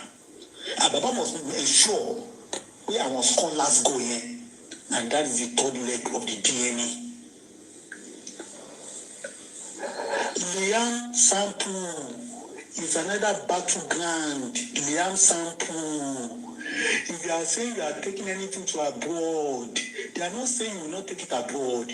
But I'm telling you, they are ready to change Liam sample to Adura sample. They are ready to change Liam sample to Omo Baba Liam sample. Or you think Omo Baba Liam Kolomabi. Don't forget Baba Liam has children. They can change Liam sample with Baba Liam children. They can change Liam sample with Adura children. They can change Liam sample with blessing children. Even with blessing. That is not over. If people are celebrating, celebrate with caution. And someone tell I'm just laughing. The battle is not over. If you sleep on it, you are finished. The government are not relenting. We listen that the man has not given up. Baba Liam is still alive. He's not dead. And he's not going to allow the DNA to come back with that manipulations. So the battle is not over. Liam sample must be monitored. The expatriates will be in charge. They must be told that professionalism is on the line. Let's forget about those 2 ones that they want to do. They can do anything with the results. This is what we are going to do. The major thing. We know that they have the result already. Liam is on Mohbad. Liam is on Mohbad. 2 goals from them now. In respect to this judgment from the family courts. But our whole the most important thing, we must get it right. Don't sleep on it. Don't sleep. Baba Mohbad must not sleep on it. Nothing like anybody is coming to collect sample. The abroad, the expatriates must come and collect the sample. If not, it is finished. The battle is not over. I just want to call our attention to those 2 aspects. Liam sample and the collection of the sample. Those 2 hands must be tied. If not, it will be longer. Thank you and God bless you.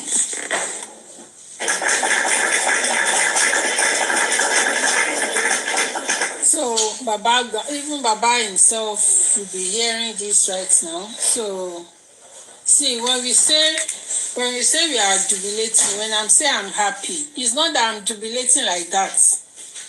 it's not that maybe I'm jubilating like that or picking it. Why I said I was happy was just because nǹkan tí bàbá sọ pé àwọn fẹ́ òun ni wọ́n wá ṣe. So I wouldn't know, maybe they would want to turn it around and say, okay, ṣebí UK lẹ́lẹ́fẹ́, okay, ṣebí kinní kan ni, we know what to do again. So I just said that, because nǹkan tí bàbá láwọn fẹ́ òun ni wọ́n tún not accept. So I didn't take it to that, to that extent of people they still want to manipulate it again. Anyway, Ọlọ́run máa ṣe tó dáa. Mommy, trust no one. Àgàgà tó bá títì.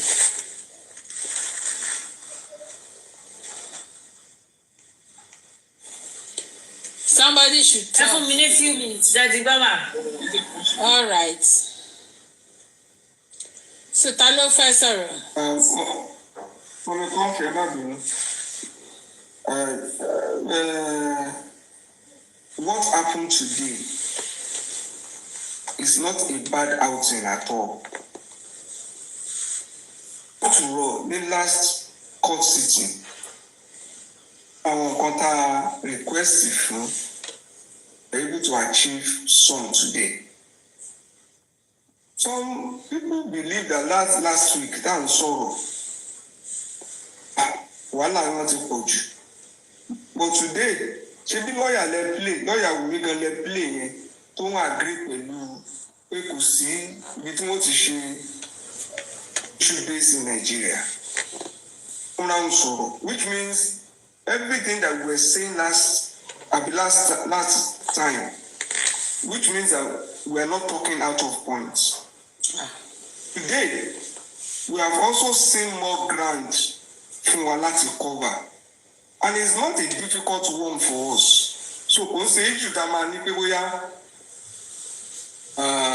we shouldn't be happy. We can be happy, but not be distracted. Sherry, celebration at times can get one distracted. Torí ojú ogun gan la wà, and this is the time for us to shine our eyes. If truly they've left collection in the hand of Baba, opportunity ni. Visa on arrival, ìlú ló fẹ́ cost. Owó tíkẹ́ẹ̀tì àwọn tó wá fi padà ìlú ni. Ìyẹn ò bá ti jẹ́ challenge fún wa. Tí ò jẹ́ tá a lè sunkún lé lórí. Ìlú láti dá látijọ́ tó wo visa on arrival àtowó flight ẹni tó fẹ́ gba sample. Ṣé ìyẹn ló fẹ́ pa wá lẹ́kùn? Ẹ̀ta bá ti lè béèrè lọ́wọ́ àwọn tó wà in charge. Tí wọ́n bá ti nominate, kàn dẹ̀ máa sọ wípé don't worry about collection. These people are coming to do the collection. Just like the Avengers have said, kàn má lo step tó fẹ́ take yìí. Kàn má lo gbogbo ariwo tá à ń pa látijọ́ yìí láti lọ endorse arúmọjẹ tó fẹ́ ṣe. God bless you. That's it. Èkó la wà o. Èkó la wà o. Tí a rí ẹ bá dẹ̀ ṣé Ògbésèrè ló kọrin ni pé ẹ máa rí ìrè mẹ́ta tẹ́ bá fẹ́ wọ ìkú. Òrìṣà mẹ́ta ó gbọ́dọ̀ dìde ni, ó gbọ́dọ̀ sí ẹgbẹ́, ó gbọ́dọ̀ ya múgùn lẹ́kọ̀ọ́. Ṣé àmọ́ fún àti rìn dùn? 1 goal, àti sùn ẹgbẹ́ 2 goal.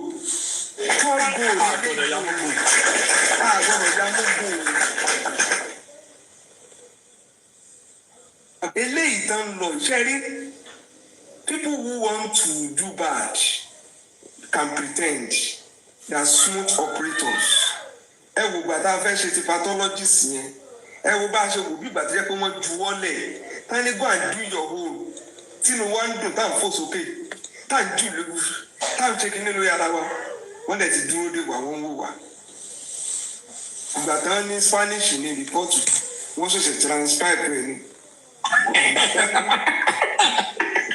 Èmi ò dẹ̀ gbọ́ Spanish. Èmi ò dẹ̀ mẹ́ni tó gbọ́ Spanish nínú gbogbo wa. Kò ṣe rí ibi tá a gbé lẹ́yìn. Across board, all of us have tried. iná dẹ̀ ti fi múlẹ̀ wípé bàbá ìṣe nǹkan ló pọ̀ ọmọ ẹ̀ bàbá ẹ̀fún ní fíà ní àtàkì lẹ́fún ẹgbẹ́ ariwo tá a pa last time lọ́ọ̀yà yẹn gan dé kóòtù ó ní gbogbo at the time we raise this week tó fi dé pé wọ́n ní kí bàbá ó sanwó gan ó ní àníyàn ní san evidence ló dé bẹ́ẹ̀ mo sọ pé tó bẹ́ẹ̀ bá àti láyà ni pé kó fèsì Tinubu kò sí nǹkan kan tí ó ṣe ẹni tó ti lùsọ ọmọ kò sí nǹkan kan tó lè ṣàlọ́ba we can do more kò dé ṣe pé káwá máa ní pé ẹjẹ́ a máa bú àwọn kan òwe jọ those who are pushing this far ẹjẹ́ a encourage wọn ni tó bẹ́ẹ̀ pẹ́ ti bá wa achieve ni pé collection bàbá will nominate as well káwọn bá nominate láàbù gangan iye tó bá máa cost ló yẹ ká máa gbọ́ sí o pé a ní ìdí extra money àbí owó tó wà nílẹ̀ ká o àbí kò ká o that is the angle that we should be looking at from my own point of view.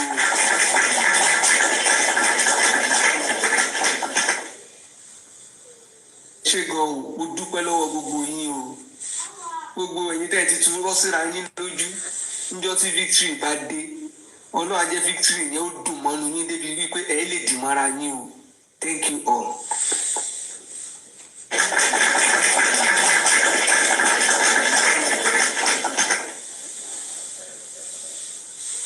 all right so gẹ́gẹ́ bí àwọn èèyàn ṣe ń sọ bàbá Mohbad in case tẹ́ bá ń gbọ́ wa àmọ́ bóyá ẹ̀ ń gbọ́ wa àbí ẹ̀ gbọ́ wa àwọn èèyàn sọ àwọn tí wọ́n wà ní tí wọ́n ṣe justice yìí àwọn olólùfẹ́ yín àwọn olólùfẹ́ Mohbad àwọn tó jẹ́ wípé àwọn abiyamọ ni wọ́n tí wọn ò fẹ́ kí irú nǹkan tó ṣẹlẹ̀ sí Mohbad kó ṣẹlẹ̀ sí àwọn ọmọ títí wọn náà wọ́n ní pé kẹ́ má bẹ̀rù wọ́n ní pé ẹ má ti torí pé bóyá owó kí ẹ lọ choose kẹ́ lọ jẹ́ kí wọ́n lo pathologist tó bá wà ní Nàìjíríà wọ́n ní pé a máa dá owó tó jẹ́ tí owó ò bá tó pé a máa dáwó sí kán fi gbé pathologist wá láti abroad ṣó ti yé yín all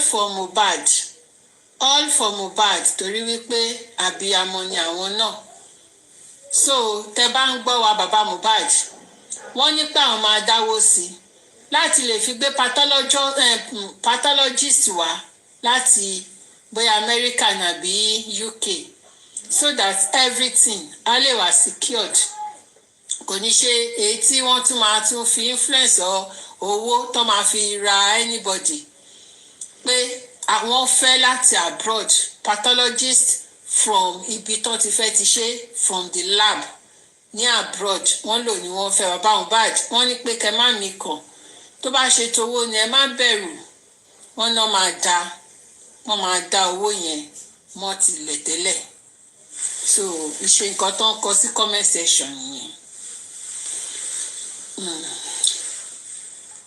Mommy trust no one Mommy Ìlérí sexy me is everybody available.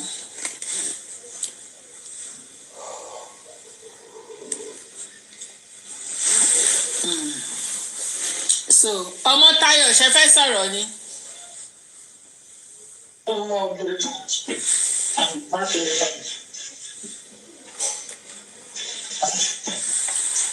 So court has allowed Baba to use his own pathologist.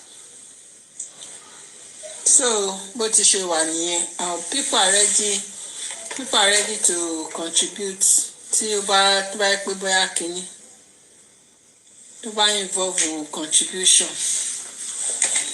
So that is okay. I should check immunizer. Okay, mi gan tí wò pé yẹ kí immunizer náà ti yẹ kó ti update. Yeah, the pathologist must be from abroad. Ó dẹ̀ pé wọ́n máa allow bàbá Mohbad. Wọ́n máa allow bàbá Mohbad. Kí ló dé tán ṣe nígbà tí ṣáwọn ló bímọ ni?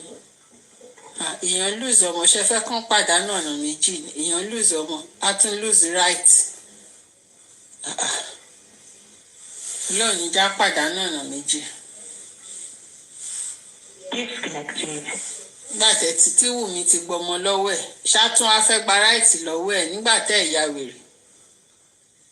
ìyá wèrè ní Lagos State kò ń ṣàwọn tó ń gbé bẹ́ẹ̀ o àwọn tó ń darí Lagos State ni wọ́n fẹ́ ya wèrè yẹn o kò ń ṣàwọn olùgbé Lagos State àtàwọn ọmọ Lagos State àwọn wèrè tó ń darí wọn ni mò ń sọ.